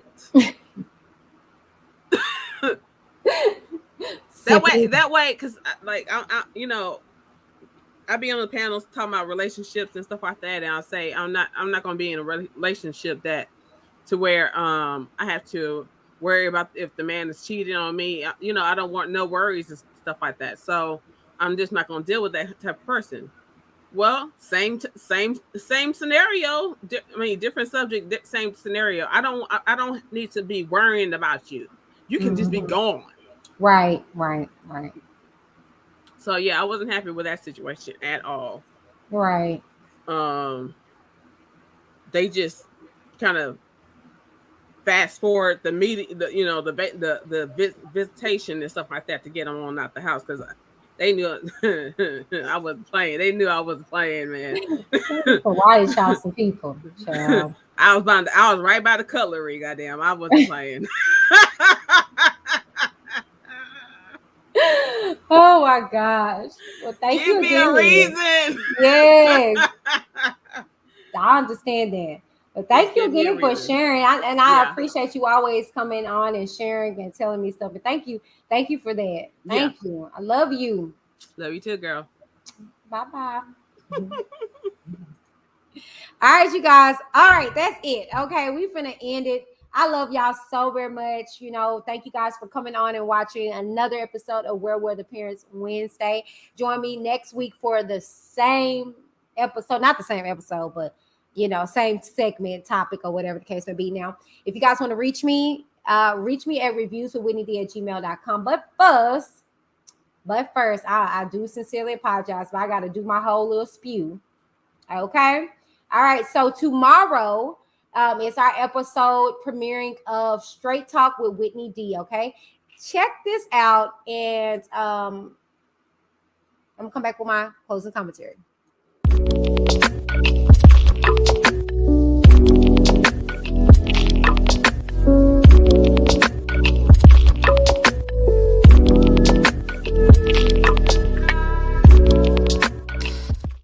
Hello, you guys, and welcome to Whitney D TV. I am She, and this is Straight Talk with Whitney D. And know that I'm going to give my honest to God opinion in anything that you guys send to me, okay? So here we go. Thank you so much, Miss Whitney. My problem is that I don't know how to forgive myself. I was homeless, and I trusted a very new friend to watch her so I could make some money. That caretaker's son beat my daughter, and she now has permanent brain damage. She no longer walks and struggles to talk. My question is, how could I move forward? Thank you, Miss Whitney. All right, LSG. Gosh, like, in all honesty and seriousness, like, this is very sad. It's very sad. And upon me reading it, I was overwhelmed with emotions. I had to gather myself up, and I said, okay, you know, she's reaching out and she needs advice. So this is it, okay? This is my honest God opinion in regards to this situation, okay? This is the reason why I do the segment that I do, Where Were the Parents on Wednesdays. Make sure you guys check that out. But this is the reason why, because here's a parent who kind of put her child in a situation, a very unfortunate situation, due to trying to survive. So is it LSG fault for entrusting, you know, a friend to watch her child? Yes and no.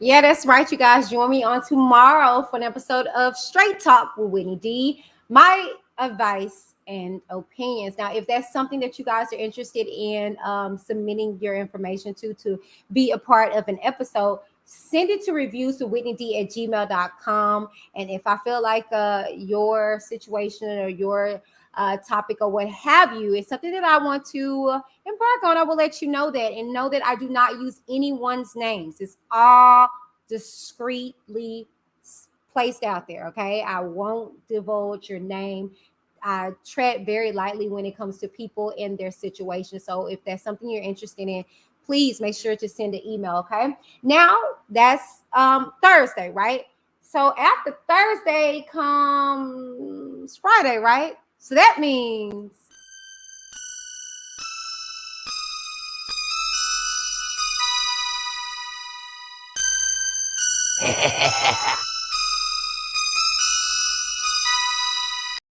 yes, that's right. Music and combos with Whitney D. Okay, we have an open discussion. Now, this Friday is going to be 90s and the early 2000 music only. None of this hippity hop hop swinging the booty booty crotch crotch music now.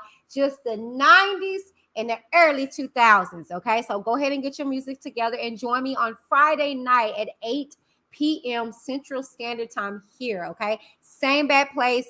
8 p.m. bat time, okay?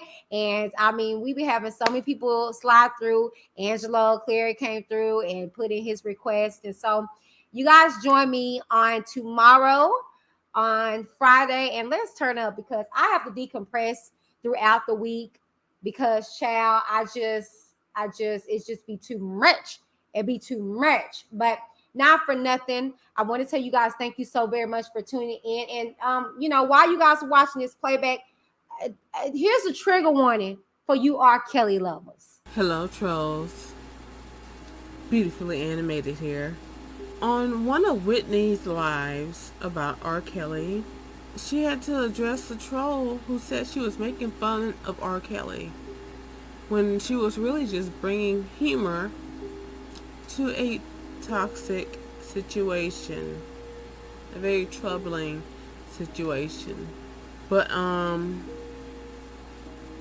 as far as me, I am making fun of R. Kelly.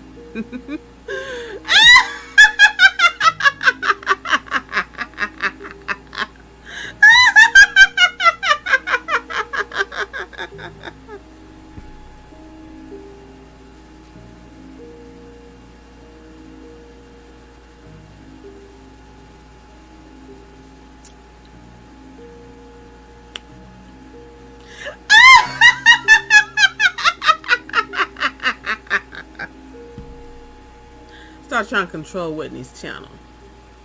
Peace.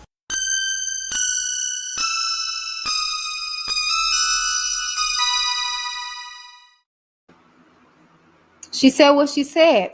Not for nothing. Shout out to the WIT Squad research team. They are the ones that brought you this awesome episode on tonight about RAZ. They did the thorough research that was needed to get me what I needed to present to you guys. So shout out to the WIT Squad.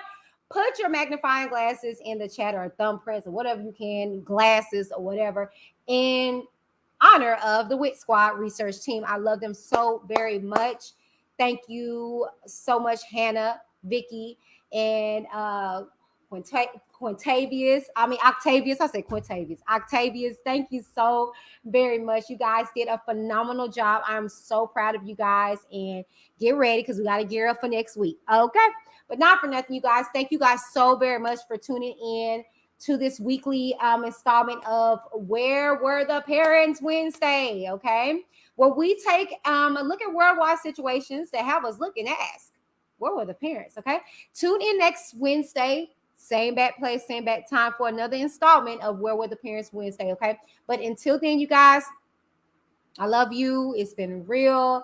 We are 3 hours and almost 30 minutes in. I love y'all. Thank y'all for tuning in. Thank you guys so very much for your support, your love and support. I will see you guys on tomorrow, okay? Love y'all. Bye.